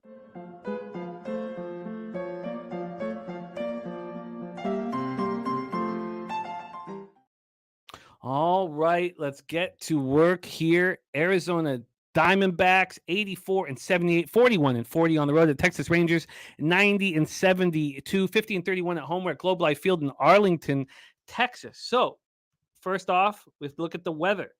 What is the weather in Arlington tonight? Is it under 85? Because then this game will be, but it can't because there is scattered thunderstorms and thunder showers. So roof will be closed for game 1 of the World Series. Let's get into the line history and the cash flow for this one. Move over here and roll. Move over here to MLB. And here we go. We have the money line sitting here with the Rangers at minus 153. The Rangers opened up at minus 166. There's been a legit market move towards the Arizona Diamondbacks from a total side of things. We are sitting at 8.5. It is juiced to the over. This opened up at 8. And a move to 8.5 at 8:45 this morning. A move to the over and a move to the Diamondbacks. Let's see if the money correlates with those moves. And it does from the money line perspective. 40% of tickets, 63% of cash on the upstart Diamondbacks. And from a total, it does not. 43% of the tickets are on the over and just 24% of cash is on that over. Zach Gallen in the regular season was very good. 17-9, 3.47 ERA, 1.12 whip. He's very good in controlled environments as well. 220 strikeouts on the year, 47 walks. In the playoffs, he has not been good. 2-2, 5.24 ERA, 1.28 whip, 13 Ks and 9 walks. A far cry from his 220 Ks and 47 walks in the regular season. His last start was Saturday, October 21st. The Phillies did a number on him on both starts. And his last one was Saturday. He went 6 innings, 6 hits, 4 earned runs, 2 jacks, 1 strikeout, 1 solitary strikeout in the 6-1 loss at home to the Phillies. Nate Eovaldi has been the opposite in the playoffs. He's been lights out. 4-0, 2.42 ERA, 0.96 whip, 28 Ks and 4 walks. Now he's stepped up, something that Jose talked about often in his belief in Nathan Eovaldi. On the year, he had a 3.63 ERA, 1.14 whip, 132 Ks and 47 walks. His last start was Sunday, October 22nd, and went 6 1/3, 5 hits, 2 earned runs, 4 Ks, 3 walks, and 9-2 win at the Astros. Jose Bouquett, we will start with you here. Diamondbacks, Rangers at Globe Life Field. Take it away. Jose? Beautiful. Sorry, I have a little shitty Wi-Fi here, so you're cutting in and out for me. But I'm assuming it's my turn to talk, and I'm actually doing pretty well in the postseason. It's been kind of nice. I'm like up 5 units ish. It's like a little under 5, or a little under 4, I should say. A little under 5. There we go. But it's been a tough series here to think about for me. I've been kind of going back and forth, but I think I've just got to continue to ride what I've been doing. Underdogs and unders. So I took the Diamondbacks here. I'm gonna double check what price I got them at real quick, but I think they win this game, and I think they win this series as well, which is weird to say that the Arizona Diamondbacks are going to win the World Series here. I got them at plus 143. But yeah, we know that he's been worse on the road. Gallen and Eovaldi has been phenomenal. But I still believe in the Snakes here. I think it's just a good price. Honestly, you've got sharp action, sharp money on the Diamondbacks already. And I think that hopefully this home environment's a little similar for Gallen here, because obviously he pitches in a dome. And like you said, he pitches well there. So maybe that'll aid him here. But I think that layoff cools off the Rangers' bats. They start running. The Diamondbacks did in the last couple of games in their series as well. So, yeah, I like the Diamondbacks here to win this game, and serious prediction. I'd take Diamondbacks in 6. Have you bet them to win the World Series? Win the series?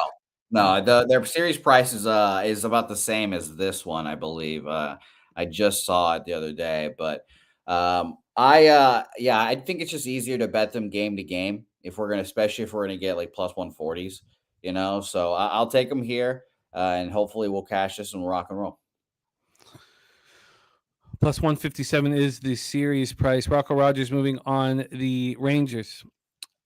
Here we have Bobano. And Bobano, your overall record does not tell your MLB story here on the show.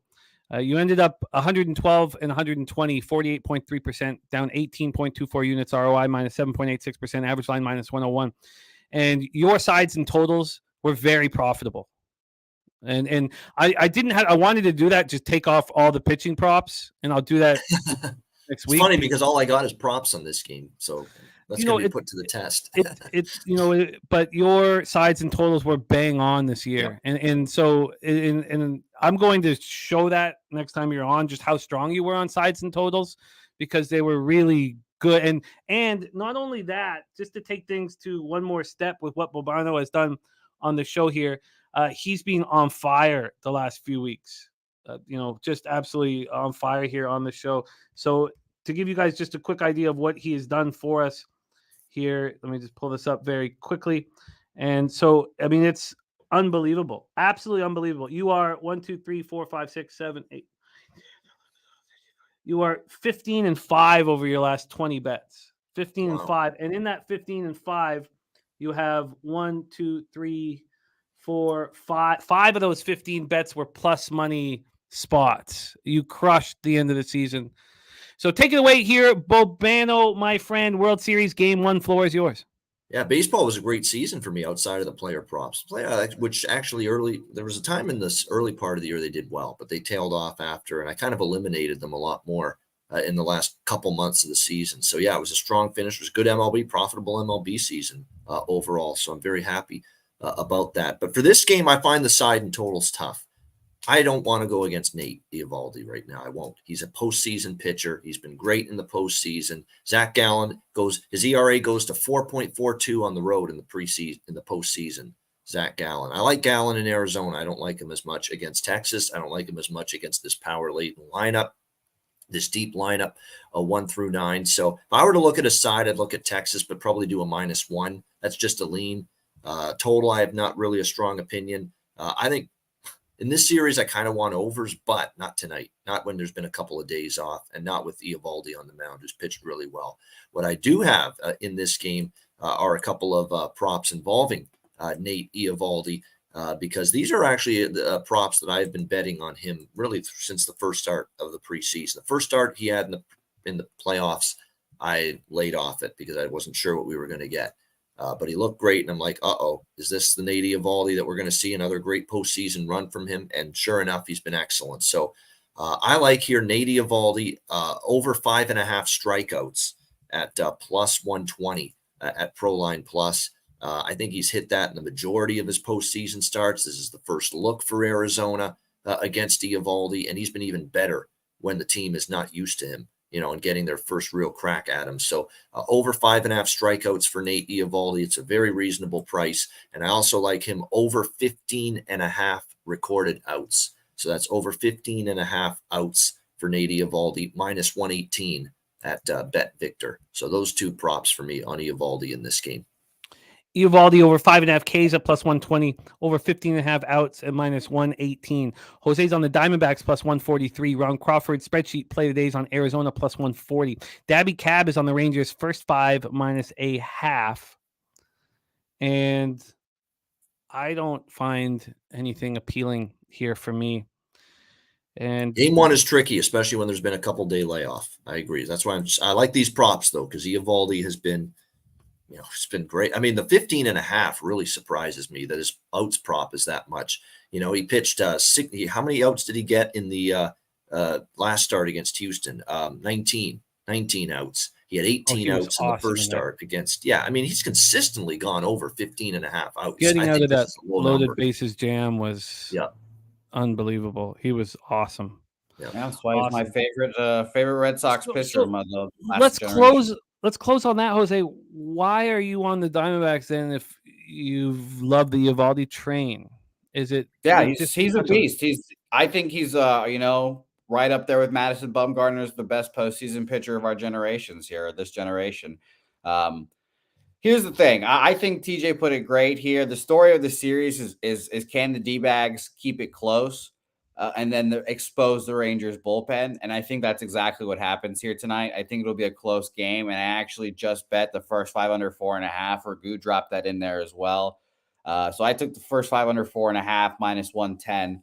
I expect them to shove, but I expect both guys to pitch well here. It'll be a tight first 6 innings, whatever the score is. But once the Eovaldi leaves, we've obviously know what's going to happen then. It's going to be Spores, it's going to be Chapman, and it's going to be Leclerc. And I'll take my chances against all 3 guys. I really will. Leclerc's not all that great.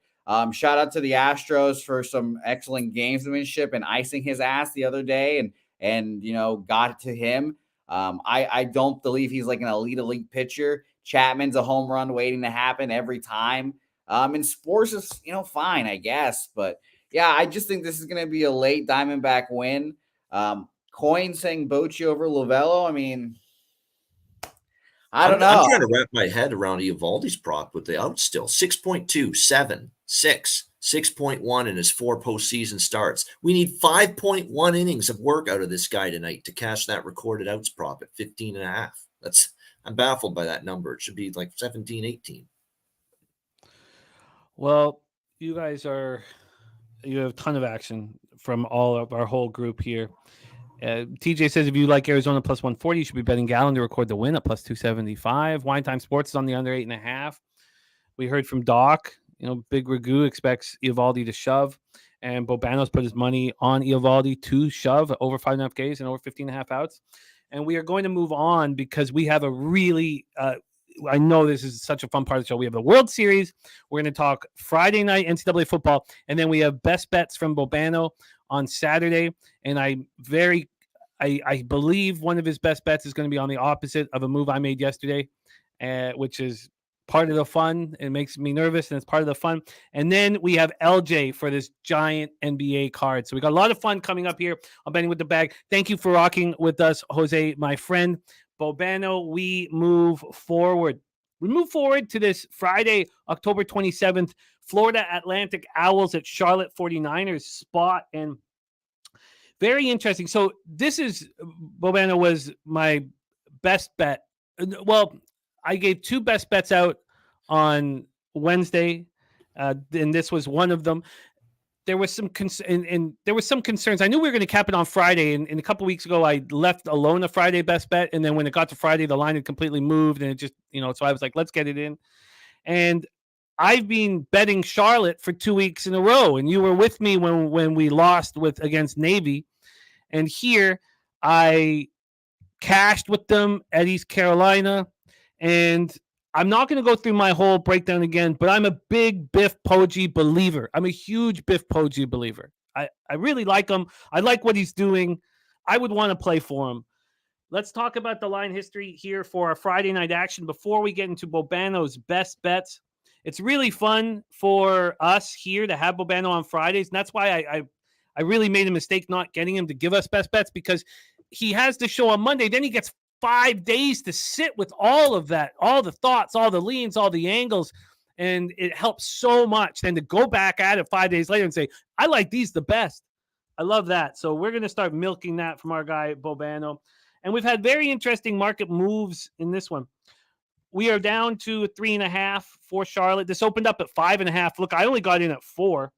When this opened up at 5.5, it moved to 4 23 hours later. A big 1.5 move. It was an immediate move towards Charlotte. It has only moved towards Charlotte. There has never been a point where there's been buyback in this since this game came out on the market. There's never been buyback on FAU. The total has been a trip, and I did not expect this. I'm sure Doc did not expect this. Big Ragu is on the under 41. And my whole plan was to take Florida Atlantic team total under. And now we've seen this total go all the way up to 44.5. It went up another point this morning from 43.5. This was at 41. It was at 41 Wednesday at 10 to 2. And then at 2 p.m., it went up a half point and then began the climb up to 44.5. And I would think that wouldn't correlate to people still believing in Charlotte. But that's not changed. Let's take a look at the cash flow here for Friday night football action. I'm very excited about watching this game. 55% of the tickets and 77% of the cash on Charlotte. I like that a lot. And then 27% of the tickets and 46% of the cash on the over. So we have sharp money on the over.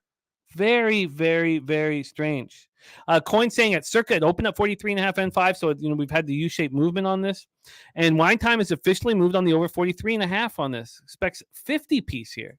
Ian Shaber got Charlotte +4. And Robert Franklin said he wanted the under, but it kept going up. So Florida Atlantic, and I'm not going to do my whole breakdown, but I'm just going to set a quick table for those of you who didn't watch this on Wednesday. Florida Atlantic comes in off a 36-10 loss at home to UTSA's 2.5-point dogs. Richardson's taken over at quarterback for Casey Thompson. Thompson suffered the torn ACL, and I don't trust Richardson at all. Now, he looked very, very good against South Florida's weak defense, and then he plays against a good defense, and he gets completely shut down. And I expect that to happen here. Now, Florida Atlantic has lost 5 of its last 6 games as a road favorite. I love that angle. And Charlotte comes in off their first win against FBS competition this year. I believe in Jalen Jones. I don't believe in him through the air, although he looked a little better against East Carolina. But with his legs, he's dynamite. And the 49ers are elite against the pass. And when Poggi came over, a bunch of Power 5 transfers came with him. And I like him a lot. And I don't think that's getting in the way of things here. I think that you're betting on a team that's 2-5. I bet on them when they were 1-5. And that one win that they already had wasn't against FBS competition. I like him at home. I like what Poggi's doing. I believe there's a whole change happening here, and I'm on him. Take it away, Bobano, our Friday night college football action. The Owls, the 49ers.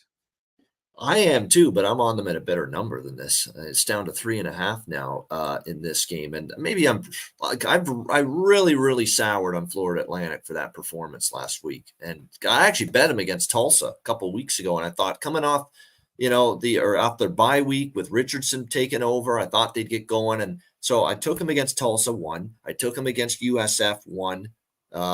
And I said, I'm going to keep riding this team. And I took him again last week against UTSA, and they weren't ready for that type of defense, and he wasn't. And the one issue with Richardson is he's got experience. He's a pretty solid quarterback. He was at Central Michigan, although even there at times he was up and down. But he's a small quarterback. Can't always get the ball above the line of scrimmage, and he gets the passes batted down at the line sometimes. That can be a bit of a concern for him. And that was just not a good offensive showing at all for Florida Atlantic last week. And the one thing Charlotte's had is pretty good defense.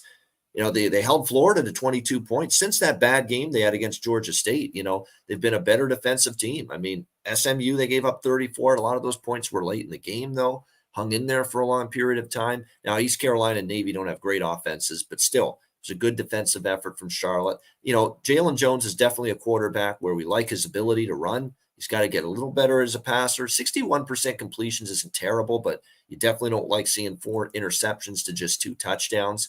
But the good news here for this Charlotte team is, it's a team that's obviously a little bit better as far as the run game is concerned. It's not a great run defense necessarily for FAU. They're giving up over 4 yards per carry, 163 rushing yards per game. That only ranks them 99th in college football as far as run defense, rushing yards per game allowed. So it's actually not a bad matchup here for Charlotte, who prefers to, run the football in this game. They've definitely been an under team, Charlotte, because of those offensive woes, but their defense has been better. So I know they're betting the over here because it was very low at the beginning. And, FAU is a team that people expect more from offensively and not really sold on them defensively, particularly after what they saw last week. But I'm very neutral on the total. I actually thought at 42, the over was worth a small look. I actually grabbed a little over at 42 when it opened, 42.5, but now 44.5. I'm feeling a little more uncomfortable. This has been an under team after all, Charlotte. I do like Charlotte. That's the stronger opinion for me on this game is the side with Charlotte. I see improvement. Now, are they a great program? No, but they're making improvements. There's no doubt. I actually like the hire with Pogge, quite honestly. He's definitely someone that I think has got this team gradually turning in the right direction. I'm on the fence, though, but do I want to make it official now when I got a plus 5.5 on it right now? I will. I mean, I haven't had enough college football on the docket. Plus 3.5, minus 105 at FanDuel for Charlotte. Plus 3.5 at minus 105 for Bobano joining us. I was planning on moving on the Florida Atlantic team total under. I'm not going to now. Just take Charlotte here. And Big Ragu is going to now was thinking about doubling up. Market's gone against them. You see great cappers when the market moves against them. They double up. And I love that. There you go. That's our Friday night action. We get into Saturday best bet action, and I'm excited to hear your breakdowns here. And also, if you think they're the same breakdowns as they were on Monday, they're not, because he's had 5 days to sit with all this information and his edges and his angles. So let's get to work. We got a big one on our hands here. ESPN College Game Day will be in Salt Lake City for the first time since 2016. Number 8 ranked Oregon Ducks 6-1, 3-1 in the Pac-12 at the Utah Ute 6-1, also 3-1 in the Pac-12 here. Let's get into the line history for this one. Also, did I tell the weather? 46 Fahrenheit, sunny, 11 miles per hour. Little chilly. Let's see what we are dealing with here. This 330 spot. Our total is sitting at 47.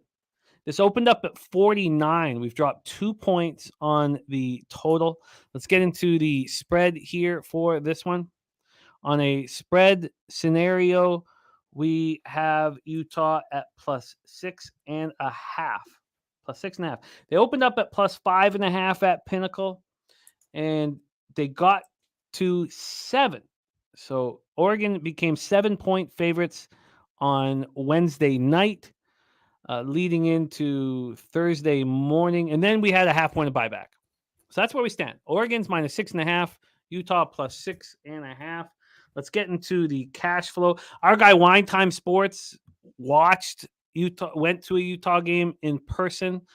And that was Utah, UCLA. And he knows how wild it is here. And now they get to have college game day, ESPN Game Day for the first time since 2016. Let's take a look at the cash flow for this one. On the total, it's 50-50, but 77% of cash is on the over, and yet it's dropped 2 points. On the spread, we have 38% of the tickets and 45% of the cash. Some bigger bets placed on Utah, but the market has not moved in their direction. Billy Friedrich grabbed Utah money line earlier in the week at plus 220. And look at that. Razor Sharp Picks gave out his action at Belmont, and he cashes the exacta and the try in the first race over there. So here we go. Oregon bounced back from their 36-33 loss at Washington. Was it a full bounce back? No, they beat Washington State 38-24 as 19.5-point favorites. Was it about they put up 541 yards of offense, but they allowed Washington State to put up 495 yards of offense. We talked about Bo Nix all season. The 45-year-old is the second player since 2000 to complete 78% of his passes through 7 games with at least 200 attempts, 19 touchdowns, no interceptions. Look, he's playing well. 2,089 yards passing. Utah comes in off its second straight win, 34-32 at USC as 7.5-point dogs. That was impressive. It was our live. It was our NCAA football live stream with Dabby Cab and Connor Mack. 463.5 yards they've averaged in their last 2 games. Bryson Barnes has stepped up. So last week he threw for a career high 235 yards, completed 61% of his passes, and everybody talking about Sione Vaki. Everybody talking about him. 370 all-purpose yards. Whether it's offense or defense, this guy is stepping up. And Jonah Ellis, 10 sacks this year. He is a beast. Here we go. Bobano, best bet time. Take it away. Yeah, this one is a situation where I get it with Oregon. Everybody loves the look of this football team. The Washington game, the one loss they suffered, they could have won that game. Probably should have. Michael Penix Jr. engineers that game-winning drive.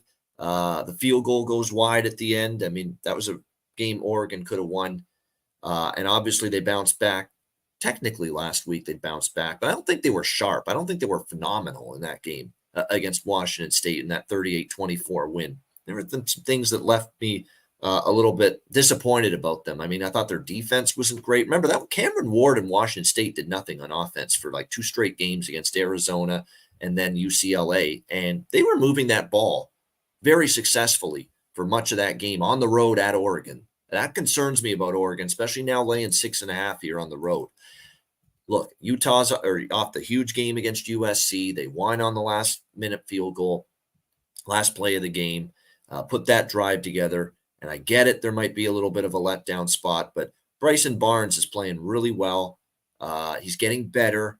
He's throwing the ball better. He's running with the ball. That run that he had is what set them up for the game-winning field goal last week against USC. And to me, what I see is a defense that, especially here on this home field, has just been absolutely dominant. 11 points allowed to Florida in their home opener, 7 to UCLA, 14 against Cal. I mean, they've just been absolutely terrific defensively here. And they are a tough team to beat in this stadium, Rice-Eccles Stadium in Salt Lake. And it's even a tougher team to beat by margin. And that's what has to happen here for Oregon to cash a ticket. Oregon has to win this game by margin. I look at their 2 road games against quality competition. They lost to Washington. And don't be fooled by the cover at Texas Tech. Take away the pick 6 thrown by Tyler Shuck at the end of that game. And Texas Tech covers that game, loses by like 2, and they were driving to maybe win the game. So I don't trust Oregon in this price range against a team of this caliber on a home field that's as strong as any home field in college football. I like Utah here. I'll take the 7 at -132. I'll buy the 7 at -132 at Pinnacle. Don't normally do this, but I do like the security of 7, especially when I got a 7 earlier in the week. There's no 7s anymore. It's 6, 6.5, but I will go with that at Pinnacle. Utah +7 -132. Utah +7 at -132. Bobano is rolling. Let's move on to the next spot on the board. And this is the one I was referring to where I fear Bobano is on the other side. One last point, too, about Utah. Sure. They had owned Oregon the last few years, but Oregon finally got him in the Pac-12 championship game last year against Utah. Oregon finally beat them. So now the shoe's on the other foot. Utah wants some redemption, and I think they keep that game close. Let's roll on. We roll on 4 p.m. Eastern, another huge Pac-12 game for Bobano. Number 24 ranked USC Trojans 6-2, 4-1 in the Pac-12. The California Golden Bears 3-4, 1-3 in the Pac-12. California Memorial Stadium in Berkeley, California, 64 Fahrenheit, sunny 9 miles per hour. Cab gave us the USC first half of -6 at -110 as his best bet yesterday. And that video is up under our college football picks and predictions playlist on our Pub Sports Radio homepage. And I took the under 66.5. And all I've seen are people on the over 66.5. At this point, I've not seen anybody else on the under 66.5. I mean, I'm sure there is. I'm not saying that I'm alone here. And this angle may not work for me. And I'll touch on it before, and I won't do the whole, it wasn't even my breakdown. It was the Cavs breakdown. But let's go to the spread here first. This game popping off at 1 p.m. Pacific, 4 p.m. Eastern. We have Cal as 10.5-point dogs. They opened up at 10. They were 11 on the show yesterday, and it's dropped to 10.5. Go over to the total. There's so many moving parts in this one here in this game, and I'm really excited about it. Now, these high totals, when you try to get underneath them, it can be gut-wrenching. This total opened up at 67, and it went up to 68.5 before it dropped to 66.5. I couldn't get a 67. I tried to, and I thought about maybe paying for it, but at this point with this high of a number, I just took the 66.5. Ramon Scott says Caleb Williams was courtside at the Laker game last night, working on his pro team ownership career. He's obviously not focused on the Bears. There we go. Christopher Comentini says USC thinking about the draft, and Wine Time says USC smashes these Golden Bears. Says I'm too late to the party for it though. This opened up at 10 and 67.5, so I don't think you're too late to the party here if you still like it because it hasn't changed. And Rand said he definitely couldn't bet the under here. So here we go. Let's take a look at the cash flow on this one and move over to the 4 p.m. spot here. We have 64% of the tickets and 87% of the cash on Cal. We have 96% of the tickets on the over, but just 62% of the cash. And USC comes in off its second straight loss, 34-32 at home to Utah, 7.5-point favorites. Is Caleb Williams, who's going to be a finalist for the Heisman, is he going to step up after that loss and show out here? I don't have an answer to that. Lincoln Riley was treated for pneumonia. He's back at practice, so he should be fine. And USC's hit 10 of their last 11 games have gone to the over. 10 of their last 11 games gone to the over. So here is why I'm going against it here. I mean, we know that the public's all over the over, and if Bobano's on it, it's just going to make me nervous and add another layer of fun for the game. It's fun when friends are on the other side. It's not, it's not about him or I. It's about we're just trying to make money. Cal comes in off its bye week. What has Justin Wilcox done this year with this defense? It doesn't make any sense.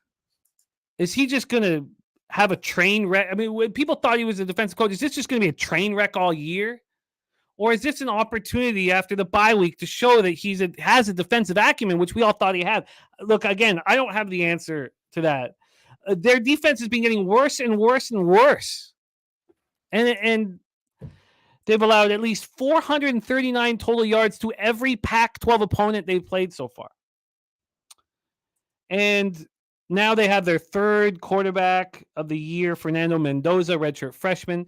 Their offensive line has been very good all year and will protect them. And then Jaden Ott is a beast, and I need him to be a beast because I need the clock to be running. Here we go. Mike M is on the over. 10 of the last 11 have been on the over. And again, not seeing anybody on the under, but I bet the under. Take it away for us, Bobano. Best bet number 2, Trojans, Golden Bears.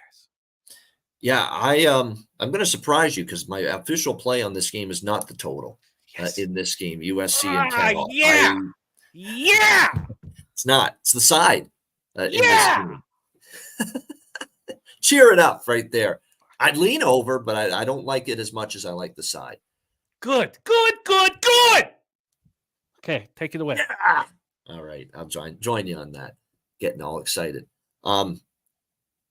I look dead straight into the eyes and the facial expression of Caleb Williams, the moment Utah hit that game-winning field goal to beat USC, and with that loss, national championship dreams gone, likely Pac-12 championship dreams gone. And I said, the moment I saw the dejection, just the disappointment, the just crestfallen look on Caleb Williams' face after that game, I said, I'm betting Cal this week. And I'm betting Cal this week, plus the points here in this game. I like the bye week angle. If the defense is going to do anything, and look, they're up against a USC offense that's pretty prolific, but a USC offense that, look, even against Utah last week, they didn't click. Arizona, it took them a while before they got clicking. They were terrible against Notre Dame on the offensive side of the Ian, I football. don't mean to interrupt because this is so important, but we're a few shots away from, we're a few likes away from 100, and I'm very excited that I'm not going to be on the other side of you. I'm so excited about this. I was like, I did not want that hanging over my head all game long, dude, because it's happened so many times with us. And I just don't like it. I don't like it. I'm going to go grab a bottle to celebrate this. So I'll be listening. So you'll be solo here for a second and I'll be right back. Well, I'll continue along. I don't trust USC to pick themselves up off the mat. That's now the loss to Notre Dame. That's a brutal loss to Utah where it looked like they had won that game. I don't trust them to win by margin on the road against a team that's rested, a team that's off a bye, and a Cal team that took USC down to the wire last year with Caleb Williams, with Lincoln Riley. That game last year was 41-35 USC. Cal was a 21-point road underdog, and the yardage was USC only outgained them by plus 46 in that game. That was a dead even football game just about at USC at the Coliseum last year, and USC escaped with a 6-point victory in that game. I like that the defense, if they're ever going to improve a little bit, it's going to be in this spot off a bye, extra time to prepare. I like that it's a bye week 2 for their young freshman quarterback. They like him. He's taken over at quarterback. Fernando Mendoza. They started the year with Sam Jackson and Ben Finley as their quarterbacks. Mendoza's been getting the starts lately. Remember, Mendoza had a really good game against Oregon State. Pretty good game there. Utah, he struggled, but that defense on the road, I don't hold it past them. And to be quite honest with you, he still threw for 2 touchdowns in that game against Utah on the road. A very, very tough defense. Now he's got a bye week. Extra time to prepare as he takes a step down in class against one of the worst defenses in the Pac-12. This USC defense is awful. Now, my concern is the Cal defense, right? It hasn't been good. USC, in theory, can still move the ball, but I don't know if the mental and spiritual side of it is going to be there for USC. I looked at Caleb Williams after that game, and I saw a dejected guy that said, fuck this season. That's what his facial expression looked to me. Fuck this season after that loss. I'm not saying he's going to tap out. He's still going to be a high-end draft pick. But I think, and you just said it, someone in the chat about him being at a Laker game, is he invested in preparing for Cal this week with the season falling apart now for USC? I'm not so sure about that. Love this spot. Cal plus the points. Let me just give you an official number and an official price on this as far as I'm concerned here. Let me just, all right, let me pull it up here. Here we go. Plus 11, minus 112 at Bet Rivers. Well, I am interested. I love the breakdown. I'm interested.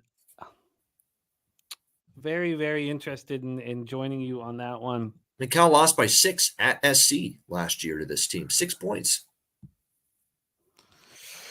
I'm very, very, very, very interested in joining you. I'm going to sit with it a little more. Do you think that that the public will come in on USC over the next 12 hours, that we could get, 18 hours, 24 hours, we could get a better number?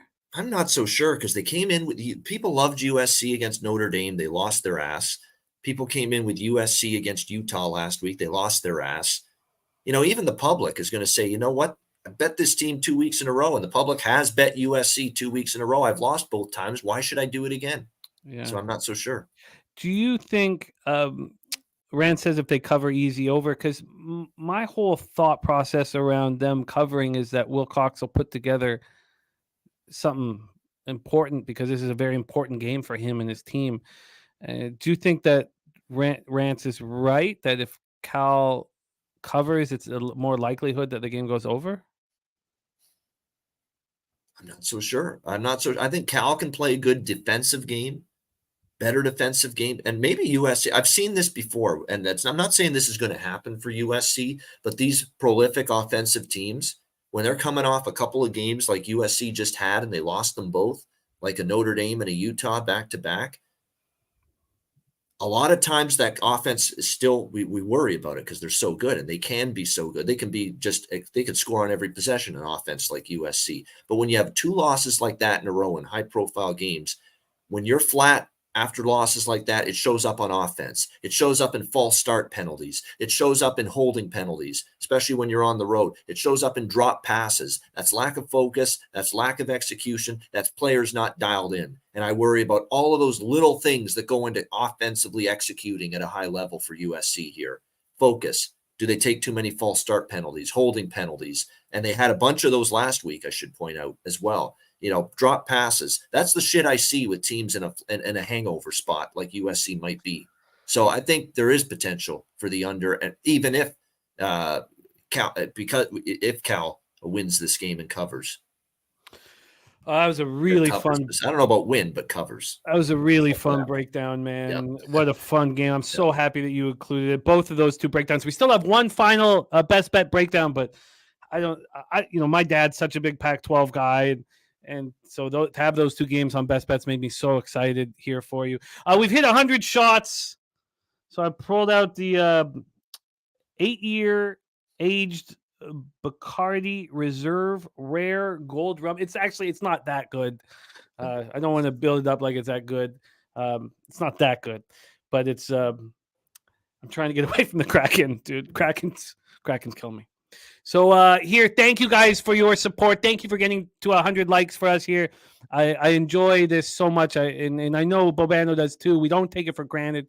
We're so thankful for this opportunity, and you guys inspire us to work our asses off so we can produce at the highest level. So thank you all, and thank you, Razor, for pushing us for this shot. Sometimes you need a little shot. Friday at 1:03 p.m. Eastern, right before we have LJ for NBA. Let's get it.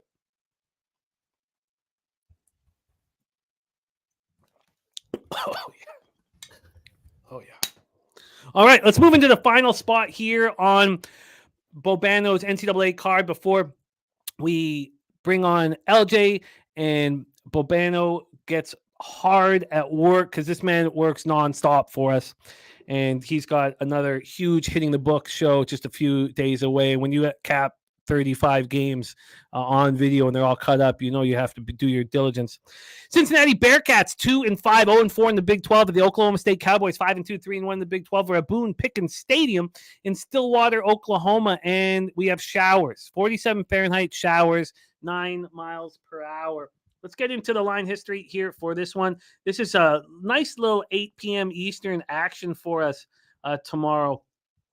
Things are going to get hectic, man. The Saturday, Sundays are just so much fun. Here we go. We have this total sitting at 53. It's slightly juiced to the under. This opened up at 54.5, but it got down to 52.5. There has been a little bit of buyback. Let's get into the spread here for this one. From a spread perspective, we have this sitting at -7.5 for Oklahoma State.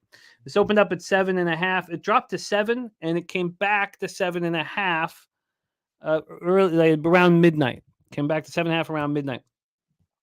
Let's go over to the cash flow then for this one. And we have 76% of the tickets and 91% of the cash on the Bearcats. Then it's 50-50 on the total. 52% of cash on the under. It's just completely 50-50. So here we go. Cincinnati comes in off its 5th straight loss, 32-29 at home versus Baylor's 2.5-point favorites. Emory Jones has just let me down. He's let me down. The Iowa State loss, that was really rough. I was at a playground. I take an Ella to a playground, and I made the mistake, which I almost never do, where I tied Cincinnati on the money line to a couple spots, which is just, I don't ever want to do that. It harkens back to my old days. And watching them buckle, it was just like a punch in my gut. 13 touchdowns, 8 interceptions. I thought this was the year he was going to show out. I just was very wrong about him. Oklahoma State comes out in off its third straight win. They're just rolling right now. 48-34. West Virginia is 3-point dogs. Take it away, Bobano. Your final spot on the board. Bearcats, Cowboys. Yeah, I'm mystified the total is this low in this football game. I mean, it's like almost like people haven't watched Oklahoma State here the last few weeks since finally Mike Gundy settled on Alan Bowman as his starting quarterback. Because the moment that happened, this offense, the last 4 weeks since Bowman became the undisputed number one starting quarterback, 27, 29, 39, 48. I mean, they haven't been stopped by anybody. West Virginia, they lit it up. Kansas, they lit it up. K-State, actually a pretty solid defensive team, K-State. They lit it up in that game as well. Cincinnati, I don't trust on the defensive side of the football. They played BYU. They gave up 35. I don't think Baylor's offense or BYU's offense is as good as Oklahoma State's right now. Iowa State certainly isn't as good. 30 points Cincinnati gives up in that game. Baylor, 32 points last week allowed in that game. I don't trust Cincy's defense to stop this potent Oklahoma State offense. On the flip side, we've got Cincinnati struggling a little bit here coming into this game on the offensive side of the football as well. But I think in this game, you might see a little bit improvement from them. They are a run-first offense, and that is still a weakness of Oklahoma State, giving up 155 rushing yards per game, 4.3 yards per carry. That ranks only 85th and 82nd in the country. It's a run-first offense that Cincinnati has with the quarterback, too, Emory Jones here for Cincinnati. So when you look at this situation, I think Cincinnati's offense will be able to perk up a little bit because Oklahoma State is still giving up points. For as electrifying as the offense is, they have still given up 32 and 34 each of the last 2 weeks. I think the reason why this total hasn't gone up is because the showers. I looked at the forecast hour by hour for Stillwater Saturday night, 30-40% chance of rain and showers, not heavy rain, just light showers, and only a 40% chance, no wind. And you know what I say with totals? Rain doesn't worry me. Wind does. There's not going to be wind. It's going to be very light showers. I'm mystified this total is this low. It's one of my favorite totals on the card this week. We're going to go Cincinnati, Oklahoma State over the total here. Over 52.5 minus 110, Heritage Sports. Over 52.5 at minus 110 for Bobano in Cincinnati, Oklahoma State. He's on Cal plus 11 at minus 112, and he's on Utah plus 7, minus 132. Now, those are lines that are all available right now. He got better lines when he bet them earlier in the week for all of those. Bobano, I'm going to go over all of your – and he's with me on Charlotte and us with Charlotte. A lot of us are on Charlotte. I want to throw out some more, a couple more that I want to make official. Now, this is a quick hitter because I actually got to go in a couple minutes. So we're not going to do full breakdowns, but there's another over I like quite a bit. Let me just bring up the numbers here so I can get the best number. West Virginia, UCF, over 58 minus 112 at Bet Rivers. So that's over 58 minus 112 Bet Rivers, West Virginia, UCF over the total. West Virginia's offense is getting better by the week. I like Garrett Green. He's improving. He's throwing. He's running with the ball a bit. I don't like the UCF defense. The UCF defense played their hearts out against Oklahoma. I think they're going to struggle on the defensive side of the football here in this game against West Virginia. And on the flip side, though, John Rice Plumlee back at quarterback for UCF. And this West Virginia defense hasn't been really that good the last few weeks. Houston went up and down the field against them a couple weeks ago. They could not stop Oklahoma State last week, gave up 48 points. So that total being in the 50s, I didn't understand it. I think that total should be at least 62 in my opinion, and you're getting it in the high 50s. And you know what? Bet this now. I'm seeing my screen light up here. They're betting this thing over right now. It's moving as we speak. So over 58 minus 112, but I'm starting to see this number go up to 59, 59.5. So get in on this if you agree with me. West Virginia, UCF over 58 minus 112. What's next? All right, what's next? Just going down here and taking a look. There is one more for sure. Wyoming plus the points at Boise. Boise's not good. I'm in agreement with that. I don't think Boise's very good right now. Okay, Andy Avalos has not impressed me. The quarterback play has not impressed me. The offense has been very inconsistent, and the defense to me has had some issues here for this Boise State team. Meanwhile, you look at Wyoming, and I usually like Wyoming more as a dog at home in Laramie than on the road.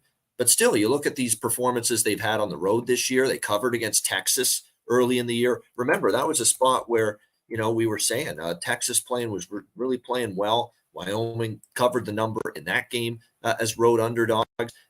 There's another game that they were road underdogs. Yeah, Air Force a couple of weeks ago, and they lost by 7 in that game. They're also, both teams are coming off a bye week, so it's a wash there. But, both times they've been road underdogs. Wyoming this year at Texas, at Air Force, they got the money. Boise for the longest time. This is not just this season, but you go back years and years and years. This is just not that same team as terms of laying points on the blue turf here in Boise. They've not been good as home favorites. Look at this year as home favorites for this Boise State team. 7.5 point favorites, or 8.5 point favorites at home against San Jose State. They lose that game. You go back last year, Fresno State, they lost outright. They just haven't been as good as home favorites. And even last game on the road at Colorado State, significant favorites in that game. They lost the game outright. San Diego State, they were favored. They only won by 3. So this is a Boise State team that has not been good. They're nowhere near the days of them being one of these preeminent, I should say, programs in the group of 5. They're dead. I mean, that was Chris Peterson years ago when they were at that status. They're not at that status anymore. Wyoming's live to not only cover, but I think win this game straight up in outright fashion. Wyoming +5, -110 at DraftKings. I love it. Adding West Virginia UCF over and Wyoming +5. And I'm trying to think, do I have one more? Just one more. I can't be here all day, but Let's I'll throw out one more. We'd love to hear it. I think I'll throw out one more here. Let me just take a look at it here. Right. I'm trying to remember now which game it was. There's a million that I've got written down. I want to pick out one that I feel really strongly about here in this swatch of the card. Let's go. I'm just trying to see what the quarterback status, because UNLV Fresno is the other game I'm looking at here. And Fresno, I know, has got a question with Mikey Keene in terms of his health. Let me see if I've got it. Yeah, it's still questionable with the ankle. That's because I am very interested in both the dog, UNLV, because they've played Fresno very tough the last couple of years, and also the over, which I'll like more if Keene's in. Well, it's important. It's interesting that you talked about this, because that was came very close a couple times from being on my best bets, UNLV. Yeah, and I was hesitant because I didn't know exactly what was happening. Yeah, so UNLV are nothing for me. I believe in that program right now. Barry Odom's done an outstanding job. This young kid, they found him. It's one of the better recruited quarterbacks UNLV has had in a long time. This Mayava kid, he's played very well for them the last few weeks. Fresno is a team that I think is good, but I don't think they're as great as they've been in the Jake Haener days. When they had him at quarterback. So I'm very interested in UNLV above a touchdown here. Now there is an element of this is a big step up in class, because UNLV has faced a pretty soft schedule. I will admit that they have not faced a ton of great opponents outside of Michigan, but they did go to Michigan and they covered the number. You got to give them credit for that. They've been one of the best point spread teams in the college football this year. They've been undervalued from day one. So I am very interested still in UNLV as well as the over. We don't know if Keene's going to play. I am going to make him official on this show right now, because I'd be shocked if I am not on one or both of those looks, the UNLV plus the points and the over. You can get UNLV +9, -108 at Pinnacle, and the best number on the over right now is over 56.5, -104, also at Pinnacle. Yeah, I'll lock those in. Locked in. UNLV +9, over 56.5 at -104. Wyoming +5. West Virginia UCF over 58. And then Bobano's on the over 52.5 in Cincinnati, Oklahoma State. We'll stop there. That's enough. I got lots more, but that's good. Those are some of my favorite looks, honestly. And Cal +11 and Utah +7. Bobano, I enjoy these Fridays. We have immensely schedule is changing here. We're gonna get you on more, but back like old times. I've just got a couple things I got to work out and figure out, but I'll be in touch with you. Also, congratulations and excellent work on hitting the books. The show is just popping, and you guys deserve it. You and Connor Mack deserve it. So big views. We love it. We're glad. Because we work our bag off on that show. Oh, God, I can imagine. I can imagine. Respect, my man. Please follow Bobano on X at Bobano. You can find him also on our Monday night live streams. Big Ragu and Bobano are the mainstays of our Monday night live stream. So is Dave Rogers. Bobano, any last words for the Cappers supporting the show, my friend? No, other than just have a great weekend, everybody. Drink a lot, bet a lot. win a lot. Hopefully that's what we're all trying to do. So good stuff. Enjoy your weekend, Jimmy. You too. Always fun to be with you. Shout out to everyone in the chat. Hit the like button. Let's have a big weekend. Let's get it. I love it. I love it. Drink a lot, bet a lot, win a lot. The Ian Cameron story. I love it. And talking about love, the industry that we have here in sports, Cameron, the first thing that, that people ask me about industry, I mean, I just talked about how, just boring it is. We need new voices. And when I got a chance, here's another capper that was capping in our chat, excelling in our chat. And we got to meet him at Pubapalooza, meet him and his wife. She's cool as ice. And immediately, everybody who was down there gravitated towards this next guest. He became one of the stars of our NBA programming last year. And he's only going to become a bigger and bigger face on our channel. And he's got no ceiling. I mean, we will hold him on our channel as long as we can before ESPN comes calling, And he begins his second season here. You can find him every Friday. We're going to try to nail down this 1 p.m. Eastern slot. We're a little bit late today, but we're going to try to nail down this 1 p.m. Eastern slot. And I'm really excited about what he's capable of and having him here as one of our NBA experts. So please welcome star of the Trill OG play of the day, Houston, Texas in the house, Mr. LJ from HTown.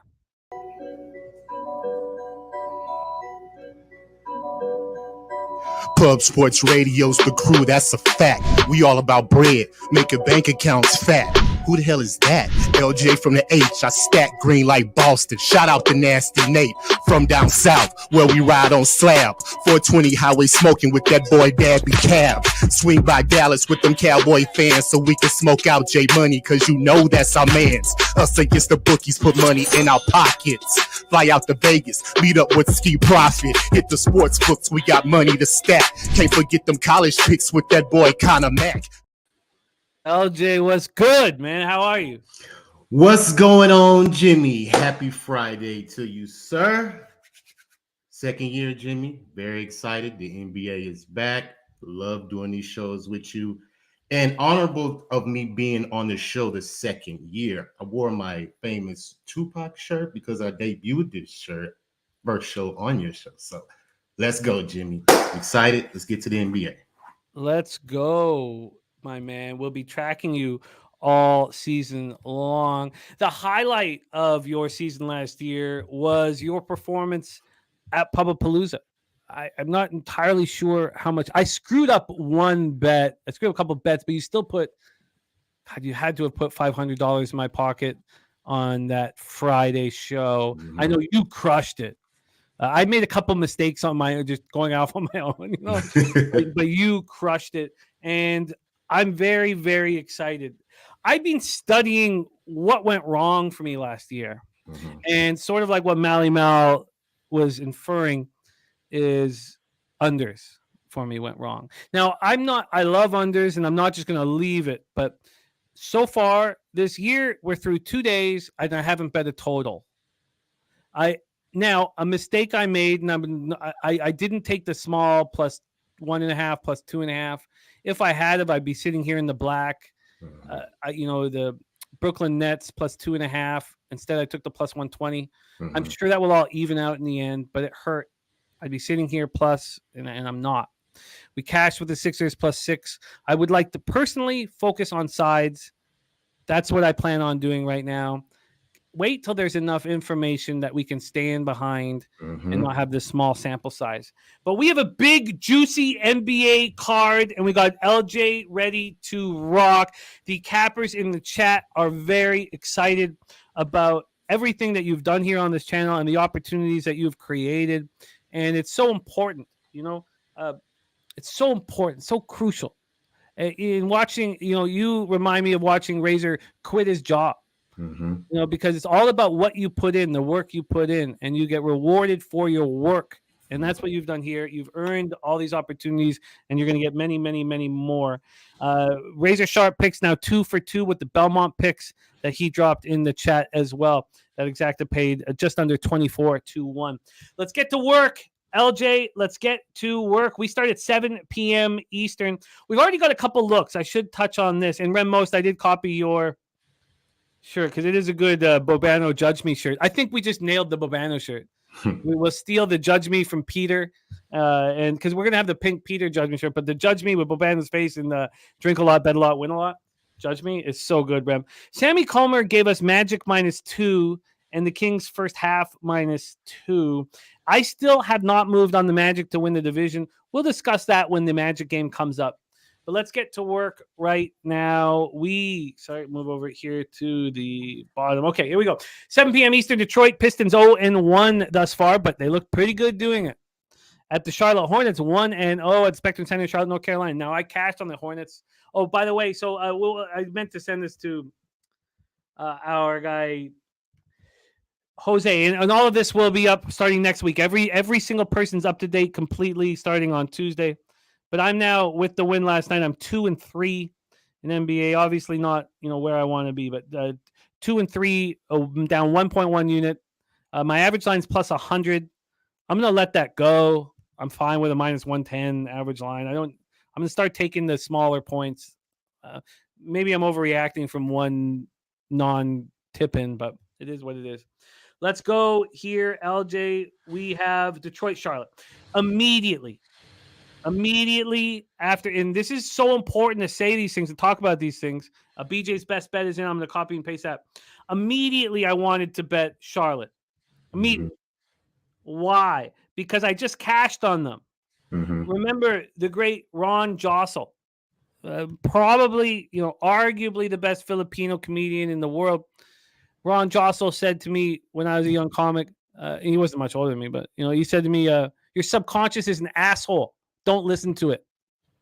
That's what he told me. And it works for all facets in life. I have a bias because I just cashed on Charlotte. So, of course, I want to go back and back him again. My subconscious is an asshole. Don't listen to it. Now, we had to move towards Charlotte. But why did it open at 4? How did it move to 3.5? If you are on Charlotte, you can say, look, it's now at 4.5, and that's valid.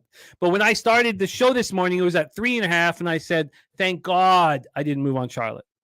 I want Charlotte just like everybody else. Detroit comes in looking good. This line now is moved in Charlotte's direction. Also, Pinnacle's moved it to 4.5, and the other books haven't. Does that mean we should now move on Charlotte? I don't know. This total, because, both things are at play. Detroit just looked really good as well. Opened up at 225. It's now at 226. Detroit comes in off that tough 103-102 loss at the Heat on Wednesday. Hornets coming off that really impressive 116-110 win at home over the Hawks in their opener.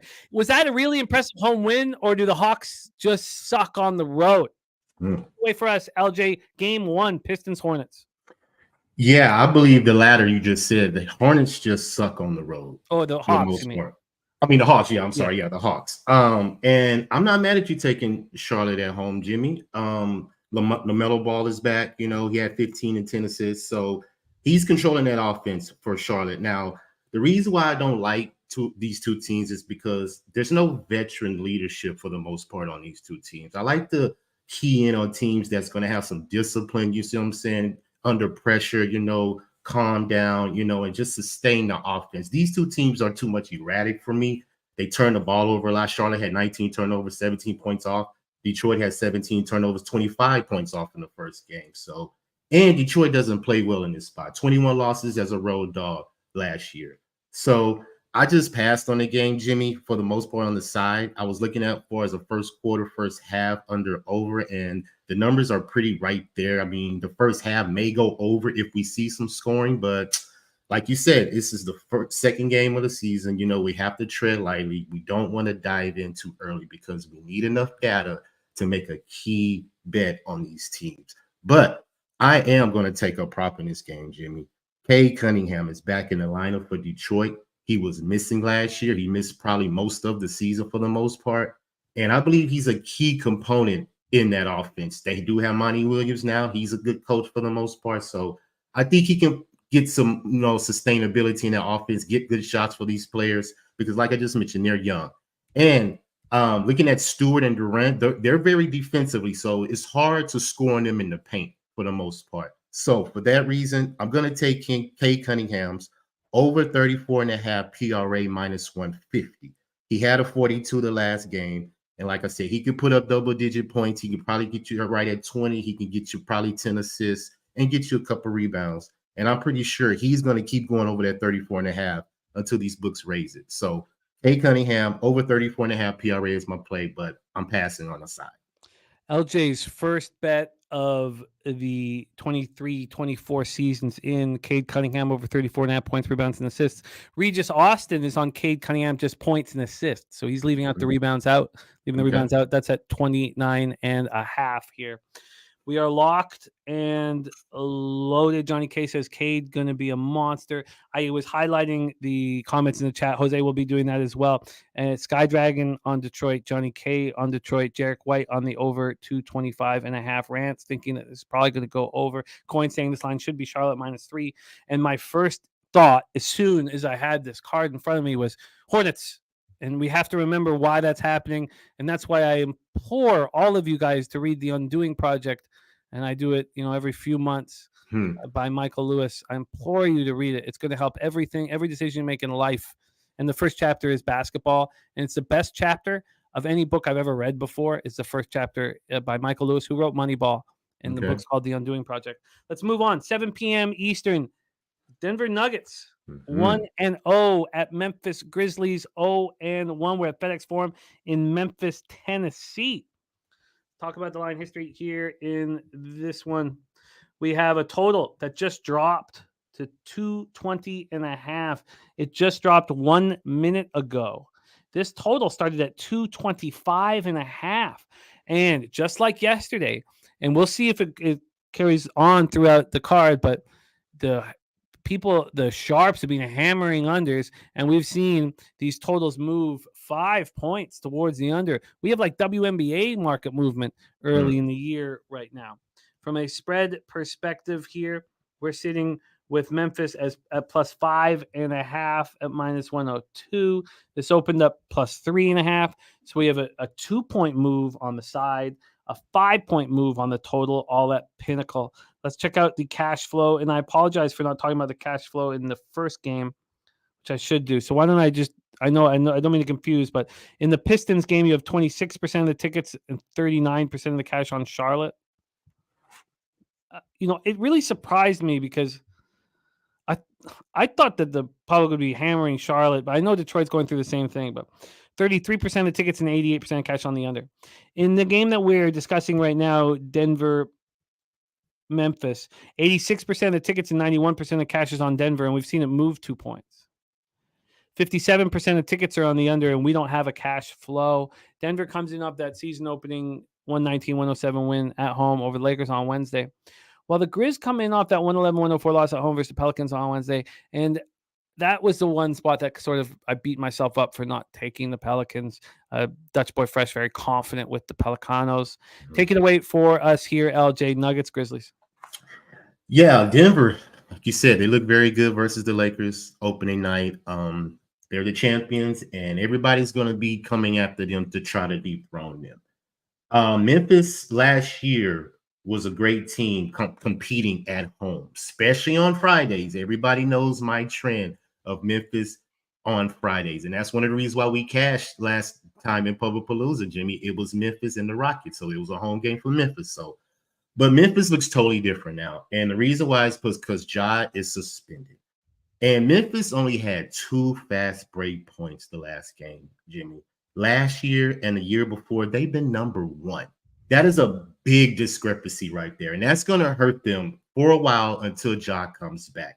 And for that reason alone, I'm going to be on Denver minus the I have 4.5, but I endorse the 6. I don't believe Memphis can score enough points for Denver. Denver is just too high power right now. They could come at you in different waves. Jokic, Murray, they can come off the bench and give you points too. So Caldwell Pope hitting threes.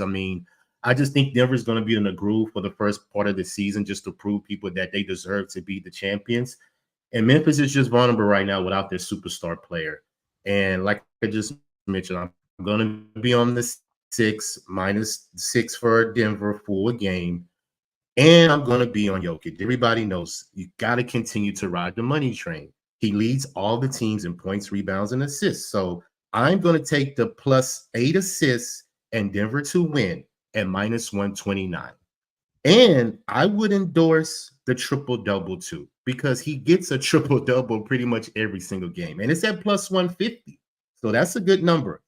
He's averaged 8 assists last year on the road. So I believe he gets that 8 assists. And that's why, because it's juiced at 9.5, I believe. So he has to get 10 to get the single pret. So I just, ladder it down and just take Denver to win, because I don't believe Memphis can beat Denver right now the way they're playing. So Jokic +8 assists, Denver to win -129, and a triple-double +150 for Jokic. And I'm going to take the -6 Denver full game. Well, we can get you better than -6. Okay. First off, because it's basically 5.5s across the board right now. So let's do that first. If you did, there's options. I mean, the -6 is +101, the -5 is -119, and the -5.5 is -108. So you don't have a 4.5? There's no 4.5? Yeah, the -4.5 is -131. Yeah, give me the 5. The -5, yeah. -5 and -119. That's available right now at Pinnacle. Over 8 assists and Nuggets for Jokic. Over 8 assists and Nuggets -129. Jokic triple-double +150. Nuggets -5 and -119. We move on. 7:30 p.m. Eastern. The New York Knicks 0-1 to start the year against the Hawks 0-1. We're at State Farm Arena in Atlanta, Georgia. Move over to the market here. We've seen this market move towards the New York Knicks. They opened up at +2. Was it immediate? No, I guess it took about 4.5 hours before it went to +1. Then back to 1.5 and now at 1. Although you see a lot of pick'ems here right now. Not at Pinnacle. This +1 is juiced, so it's not a pick'em. When we get to it's pretty close. So from a total scenario here, we got a 229.5. This opened up at 230, got up to 230.5 initially, down to 229, and we're sitting at 229.5. So not a lot of movement here on this one. Let's pull up the cash flow for this Knicks spot. Knicks Hawks on the total, 26% of the tickets and 58% cash on the under, but doesn't seem like the books are too concerned about that. 59% of the tickets and 61% cash on the Knicks, and it's moved slightly in their direction. Regis Austin's on the Knicks first half of money line, and we have Coin saying missed the boat on New York. I don't think it's moved far enough for there to be real concern here. Let's take let's just set it up. Knicks opened up their season with that tough 108-104 loss at home versus Celtics on Wednesday. I got the 4 and I pushed. I guess I was fortunate. Hawks opened up their season with that 160-110 loss at the Hornets on Wednesday. Feels like they're going to be a great fade against poor teams on the road. Maybe you don't want to fade them against good teams when they're dogs on the road, but it feels like against weak opposition, they're going to be really good fade like they were last year. Take it away for us here, LJ. Knicks Hawks. Yeah, I didn't go dive into this game for the most part. I would lean under. My numbers say it's going to go under, but I didn't bet it, Jimmy. I just want to, like I said, tread lightly on the season, watch these teams, see how they perform, coming off of last year. Now, the Knicks were good as a road dog, 2014-1, so they do play well in the spot last year, but I just have to see the teams. I like Brunson. I think he's a good compare with Randall, but there's been a lot of trade rumors going around with the Knicks too, and it's been rumored to go over there. They're going to give up the whole starting lineup plus 2 picks. So, I don't know if there's some distractions in the locker room right now. And for us, the Hawks, like I said, they play much better at home. But I have to see, the cohesiveness of the teams right now coming out of the new season. So I just passed on this game, Jimmy. I have nothing in this game. We move on. A big one. 7:30 p.m. Eastern. Miami Heat 1-0 on the season against the Boston Celtics 1-0 on the season. We're at TD Garden in Boston, Massachusetts. Let's go into the line history here for this one. The total sitting at 218. It opened up at 217.5. It dropped initially, and then it's come back up. It actually got up to 218.5 before it dropped to 218. From a spread scenario here, we have Boston now at -8.5. They opened up at -7.5, It's just been moving in their direction. So we have an 8.5 right now. That's a lot of points against the Heat team that underperformed in that first start, or maybe they're just not that good because we know that Dan Kelly took their alternate line win total under at 42.5 or 41.5 under at plus 170. 66% of the tickets, 72% of the cash on the Boston Celtics. The line's moving in their direction. 72% of tickets and 97% of cash on the under, and the line's not moving towards the under. And that was my first initial thought was the under with the hostility between these two squads. Celtics, did they look great against the Knicks? The Heat certainly underwhelmed against the Pistons. Celtics working in new pieces. Take it away for us, LJ. Heat, Celtics. Yeah, everybody knows me about Boston. Last year, I never bet them just because they depended on that three-point shot too much. And they continue to do that, Jimmy. Porzingis was the leading shooter at 3.5 of 9. He had a good percentage, but he still shot 5 threes. Tatum shot 3. They shot 30% from the three-point line, put up 39. So they're still going to continue to do that. But all that said, I'm going to change that. I'm going to look to bet Boston this year because I like the team. Drew Holiday's there now. Porzingis is there now too. So they can maybe be a viable threat in this Eastern Conference. So I'm going to give them a shot this year. When you're looking at Boston, you're probably going to look more about the first half. They were number 1 in first half margin last year at home. They were +6 versus the Knicks the last game, too, in the first half. So if you want to bet them that way, I would prefer to bet them that way. But I just want to do it with a different team because the Heat, they may not be that good right now. They tend to, push it up towards the latter of the season. But they don't turn the ball over. They're very disciplined.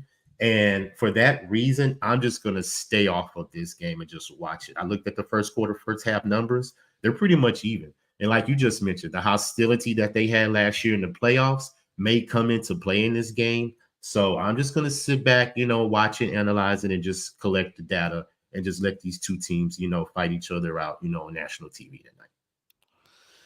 Yeah, my initial thought was this is too many points, but seeing the market show no concern is tricky. It's tricky to see the market show no concern here with the Heat is this big of a dog. And let's move on. Next up, 7:30 p.m. Eastern, Oklahoma City Thunder. Good God, did they look good in that first start at the Cleveland Cavaliers, Rocket Mortgage Fieldhouse in Cleveland, Ohio. Let's go over there. So Garland game time decision right now. We know Jarrett Allen is out and both Williams are out for KC. Let's get into the line history for this spot. Thunder, Cavs. We have Cleveland sitting at -4 at -106. This opened up at 4 and was, OKC immediately started getting bet 3.5 to 2.5, and it stopped there. And that was at 9 this morning. So it went down to 2.5. Then we saw the buyback 3, 3.5, and 4. So now we're exactly back where we started. So we have the U-shaped movement here with that one. From a total side of things, we're sitting with 228.5.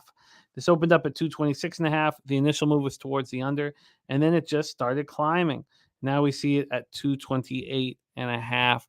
Let's get into the cash flow here for this Thunder Cavs spot. We have 40% of tickets and 90% of cash on the under.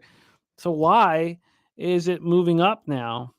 57% of the tickets and 48% of cash on the Thunder. So there have been big bets that have come in on the Cavaliers to tighten this all up.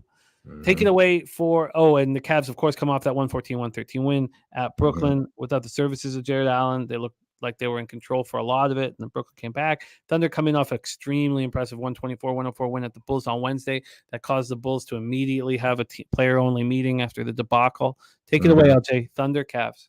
And that's one of the reasons why I just stayed away, because of that reason right there. One game into the season, you're already doing a players-only meeting. I mean, something is going on in Chicago.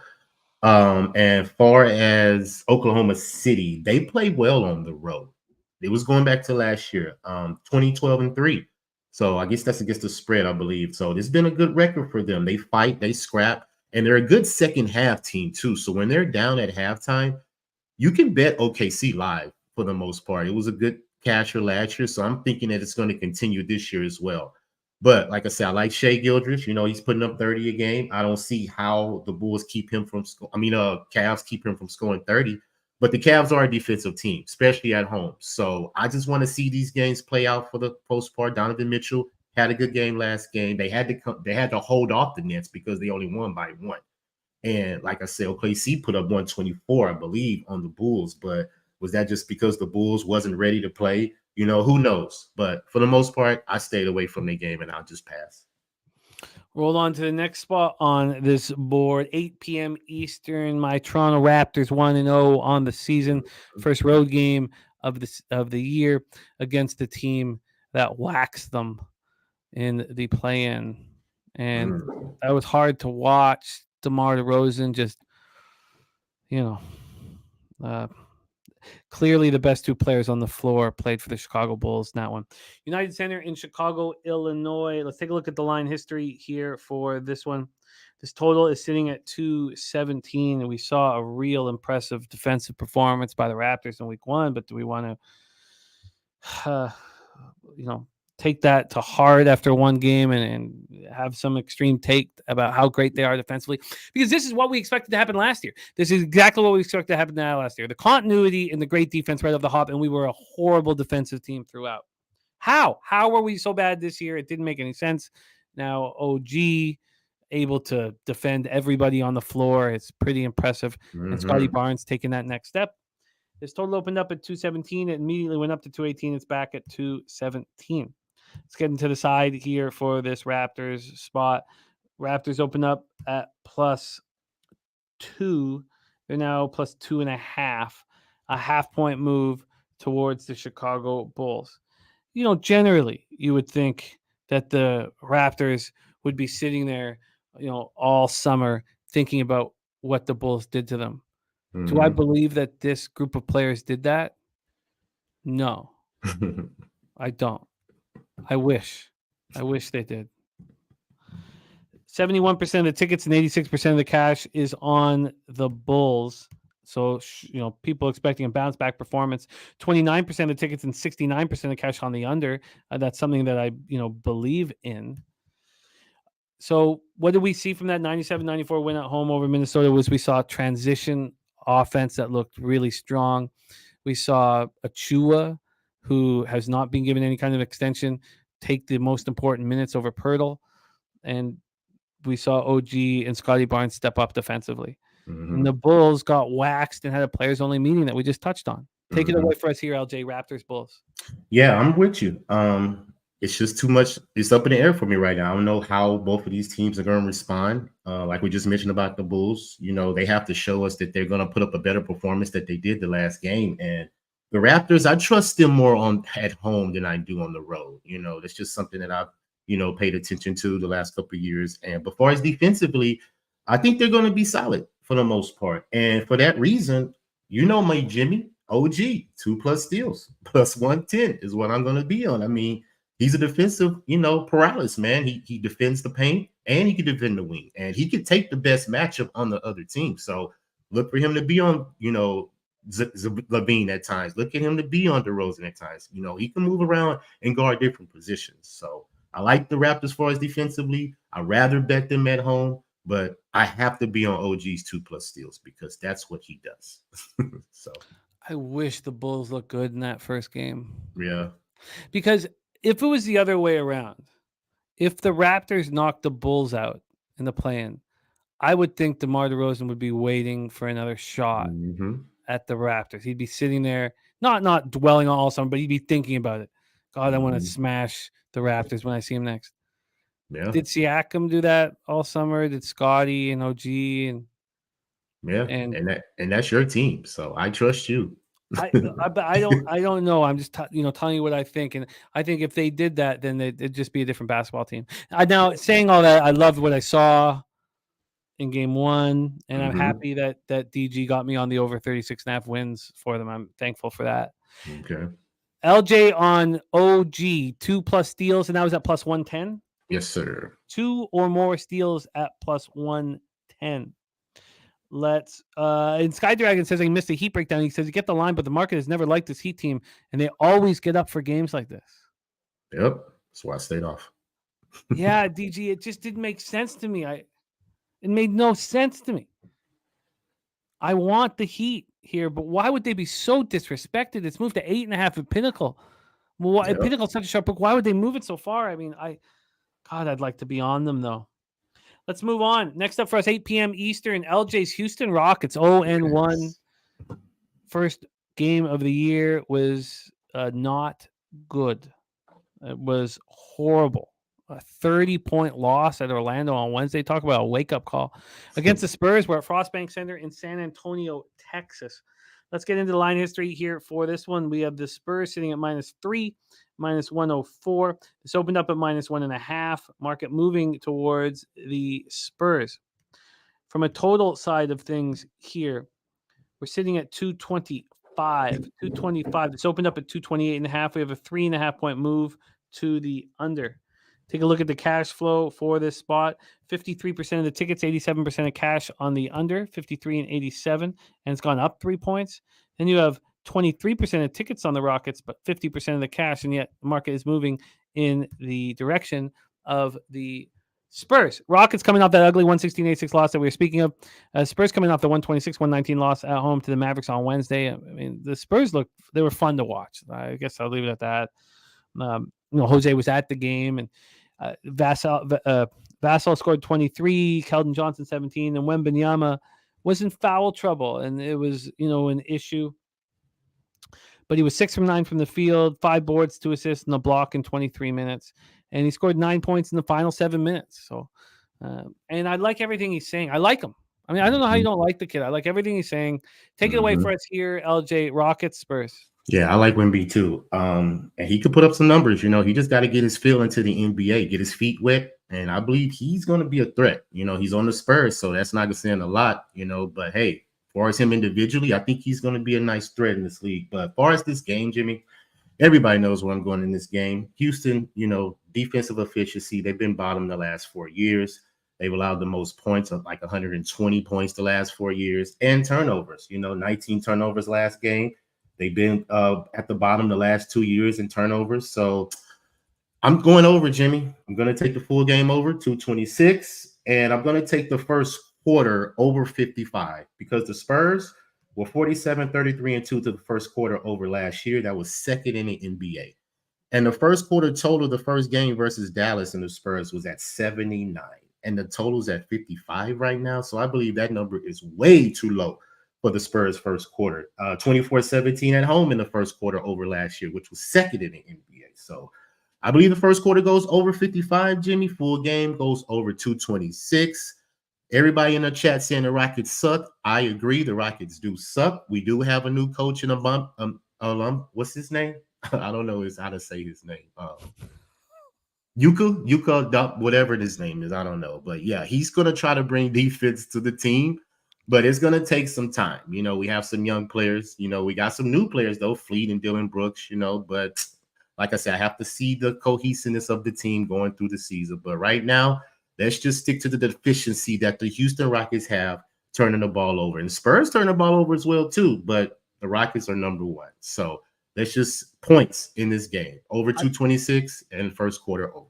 I did state it wrong, so I was saying the total was going up. I apologize for that. It's gone down from 228.5. So the sharp money is on the under 53% of tickets, 87% cash, and then we've seen it drop, and maybe it's dropped too low right now because LJ, you're getting a 225 over 225 for LJ over 225 at -108 or 225 -108, and then on the first quarter you're getting. 55 is at -111. Okay. Over 55. Can you get it lower? 54? Is it a? Yes. 54 is -133. Yeah, that's too juice. 54.5 is -121. Yeah, just 50. The first one. 55 at -111. Yeah, we do that for LJ. Udoka, that's his name. That's the coach of the Rockets. Udoka. Thank you. Sorry. I had a brain freeze for him. It's all good. It's all good. Imagine what he lost. It's pretty amazing. He got a second chance though. That's yeah, all but that he matters. could have been the perfect coach for that Celtics squad. Yeah, I agree. Maybe Missoula is, but LJ's on the over 225 or over 225 and the over 55. LJ looking in the face of this market move towards the under and saying it doesn't make sense here. Sky Dragon says, I think the 226 is too high for a Houston game and probably fair for a Spurs game. All right, let's move on. And as we're going over here, I'm trying to keep my quantity of action low. Mm-hmm. But sitting here, I feel like I have to take the Heat at this number, and I hate that I feel this way, but I really, really do. We're going to expect the Celtics team to smash this. Now, were the Celtics thinking about the Heat all summer? That's different. Mm-hmm. That was a hugely important series to get, to Graceland, right? No, we're not talking about a playing game. But I just feel like the Heat are staring me in the face. And I wish if the Bulls had looked good, I'd be all over the Raptors. But unfortunately, that wasn't the case. And I just don't want to take to heart too much of what I've just seen. Let's move on to the next game on the board. We had our guy Tone Miggins give us the levels play of the day. Kyrie Irving against his former club, over 5.5 assists, a plus 105 from our guy Tone Miggins. I like that. So let's take over, look at the line history here for Brooklyn, Dallas, the American Airlines Center in Dallas, Texas. We have a total that's sitting at 230 right now. This has gone up from 226, 4 points of movement towards the over. And we get into the point spread here for this spot. We are sitting at -6 for Dallas. Dallas -6. This opened up at 6, moved to 6.5, and has come back to 6. And I did not like what I saw from the Dallas Mavericks in that basketball game. Mm-hmm. We have 96% of the tickets on the over. We don't have a cash flow. I don't know why. There's 17,000 tickets counted, but everybody on the over and the market, moving in that direction heavily. Then you have 56% of the tickets on Brooklyn, but 47% of the cash. The thing about what we saw from Dallas is just that Luka's just cold-blooded. He's just, there's nothing else to say. Like what he did was that step back 3 with 2 hands in his face. I mean, there's nothing you can. Yeah, you can't do anything. Can't do anything. 33 points, 14 boards, 10 assists. He looked better and better and better. He just looks better and better and better. He's in shape because of the World Cup, and he's a dangerous, dangerous man. Brooklyn comes in off that tough 114-113 loss at home to Cleveland on Wednesday. Take it away for us here, LJ. And let me move this here. I'll make sure. Take it away for us here, LJ. Nets, Mavericks. Yeah, man. You said it. Luka's cold-blooded. And there's no reason why we should take a side in this game because Dallas doesn't play well as a home favorite at home. It's something that they just don't do. And like Tone just mentioned, Kyrie's playing his old team. So it could be more about him, showing, getting back at his old team more than the team trying to be in cohesiveness and try to be, win the game. So I just think I don't like the Nets the way they played as well. They had to fight back versus Cleveland, but your bench player, Thomas, was the leading scorer on your team. And that's something that I don't like. I mean, a scorer starting should be the leading scorer on your team, not a person coming off the bench. So I just think the Nets are just erratic right now. I like Mikal Bridges for the most part, so I will be keying in on him throughout the season. But the total may go over just because Dallas and Brooklyn don't play defense for the most part. But Luka's at home. Already know, Jimmy. I'm on the over 46 PRA, -117. He had a 56 PRA the last game, like you just mentioned. He averaged a 49 PRA last year, and he averaged a 50 PRA at home.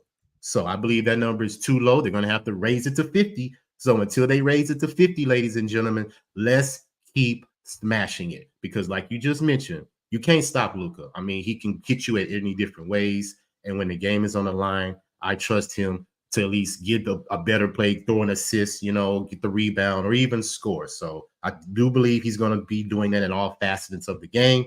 And I wanted to take this bet. I'm not going to make it official, but everybody should look at it. His triple-double is plus 328.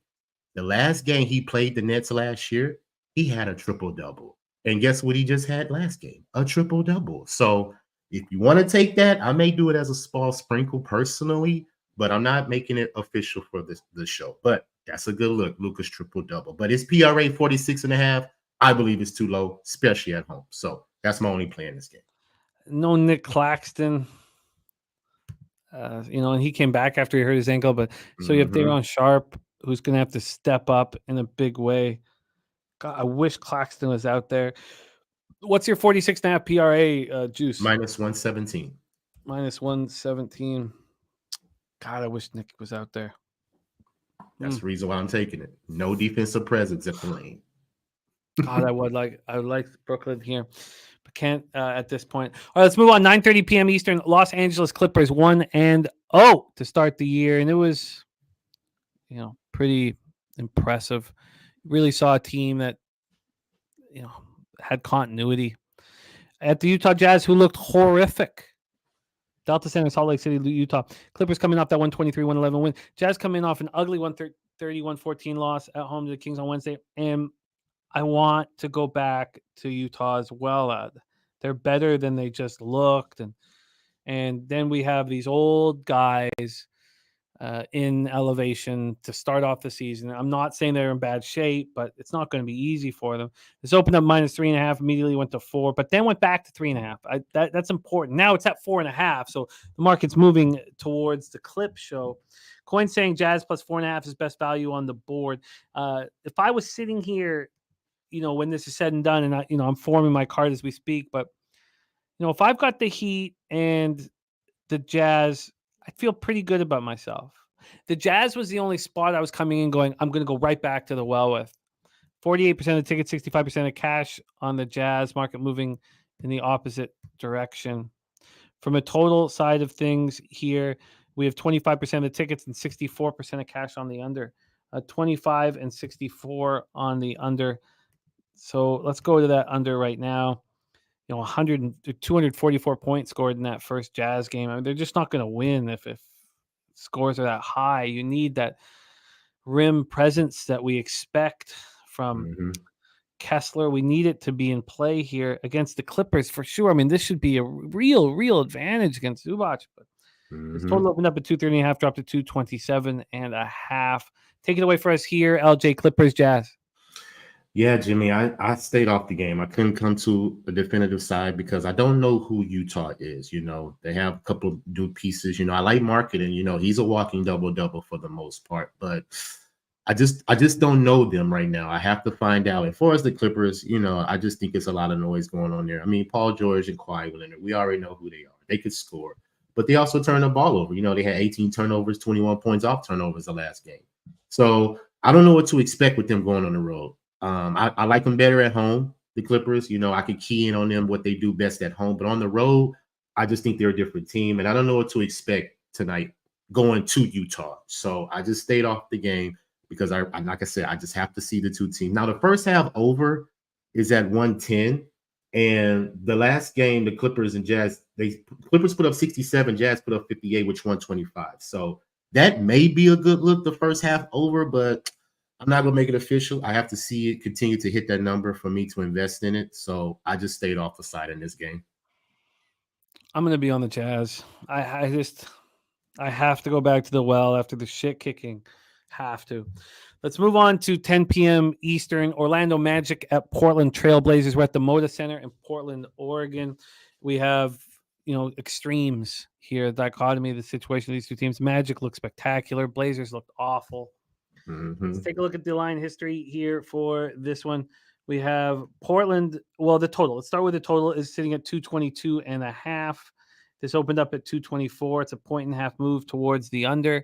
And then let's take a look at the spread. The spread here is sitting at now 2.5. So this opened up at 2.5 and moved to 3. Now it's back at 2.5. I mean, it's a pretty funny line after how good Orlando looked. You have on the total 52% of the tickets, 65% cash on the under. We've seen it move in that direction. And then from a side, we have 80% of the tickets and 89% of cash on the Orlando Magic, and this line is not moving. So is this the books going to milk the public here on the Orlando Magic after the first game?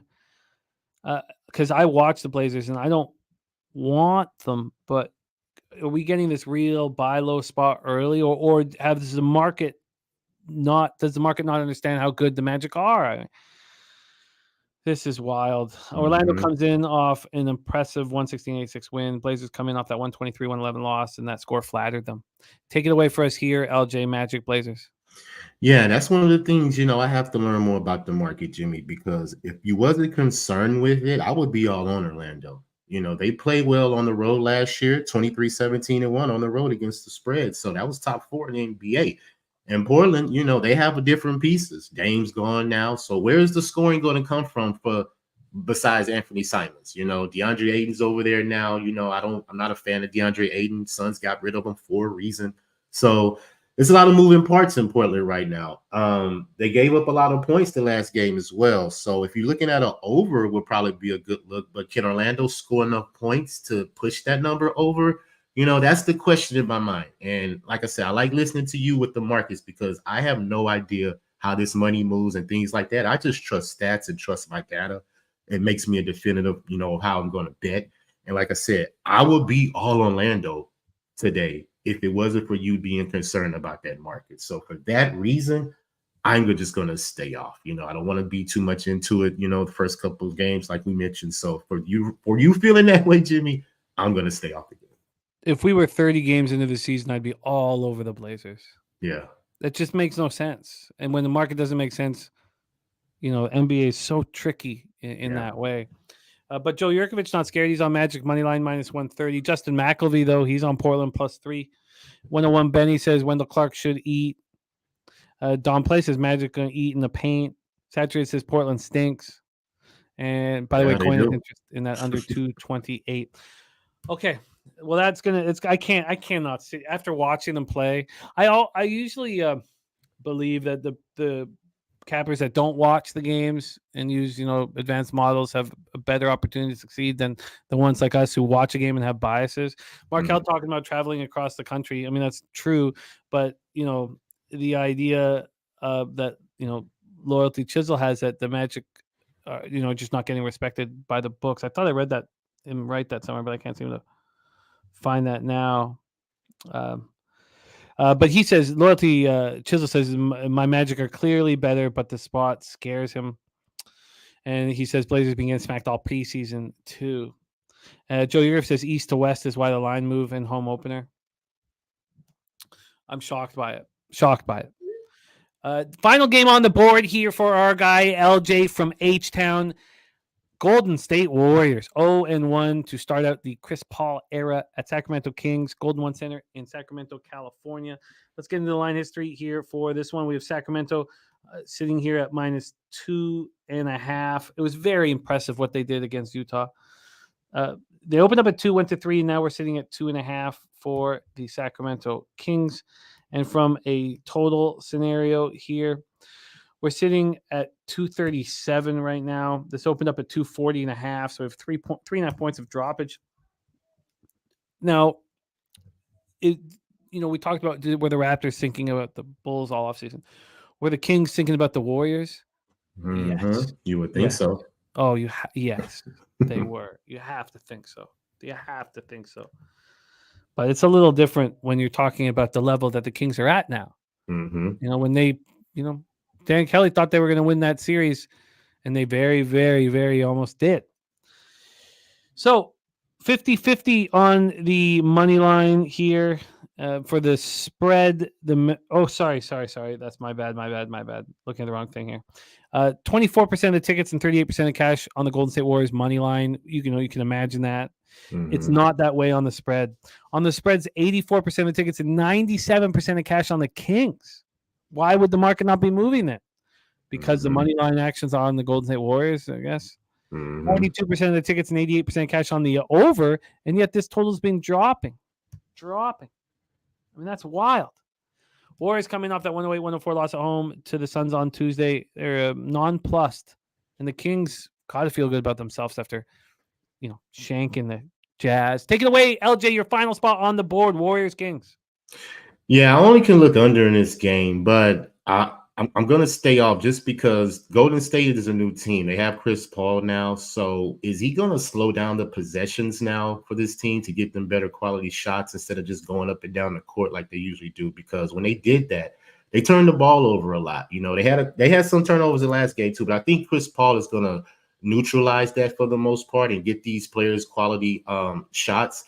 I don't know if Draymond Green is coming back, so the lineup is kind of up in flux with me as well. I think Klay Thompson is playing out of position. He has to play the 3 now. Green's out.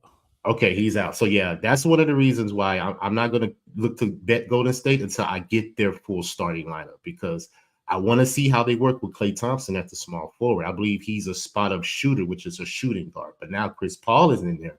He has to be the point guard. But, hey, I just have to see it. It may work. It may not, But as far as Sacramento, they should be having this on the blade, almost beat Golden State last year in the playoffs. So I will look for them to probably come out and fight and try to win the game. But I'm not going to bet it. I just want to sit back and watch it, see how they respond, because I see Chris Paul doing something different with Golden State now. And I want to see how it works out with the starting lineup. And that's one of the reasons why I'm just going to stay off the game. I don't know how they're going to deal with Sabonis. Yeah, because they're small. They're small. Wiggins at the 4. Yeah, that's one of the reasons why I need to see how they're gonna play out this lineup, because Nurkic had 14 boards on Golden State the first game. So Sabonis boards, that could be a good prop. Look at his rebounds, assists, points, all that, because Golden State's small inside. When Looney comes out, they have to play small. So Sacramento can very well take advantage of points in the paint on Golden State. God, I want the Kings. I just wish they weren't coming off such an impressive performance. I'm interested in the Kings. I'll tell you, my card's going to be very simple.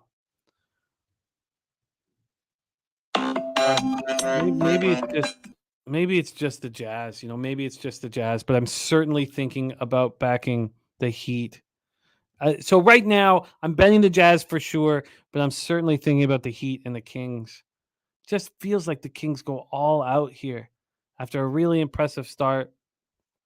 Doesn't it? I mean, Draymond Green is so important for the Warriors, and you need that toughness so badly. God, the Kings got to be the look, but I just would like to see the market move in their direction. Coins with me on Utah plus 4.5. So at that point, I mean, okay, I've got all day and night here to sit with this spot. LJ from HTown, let's review his action on his opening card of the season. We have it begin. Here we go with Cade Cunningham over 34.5 points, rebounds, and assists. Then he's on a same game with Jokic over 8 assists. Is that 8 or more? Yes, 8+ assists and Denver to win. Yeah, 8+ assists and Nuggets to win at -129.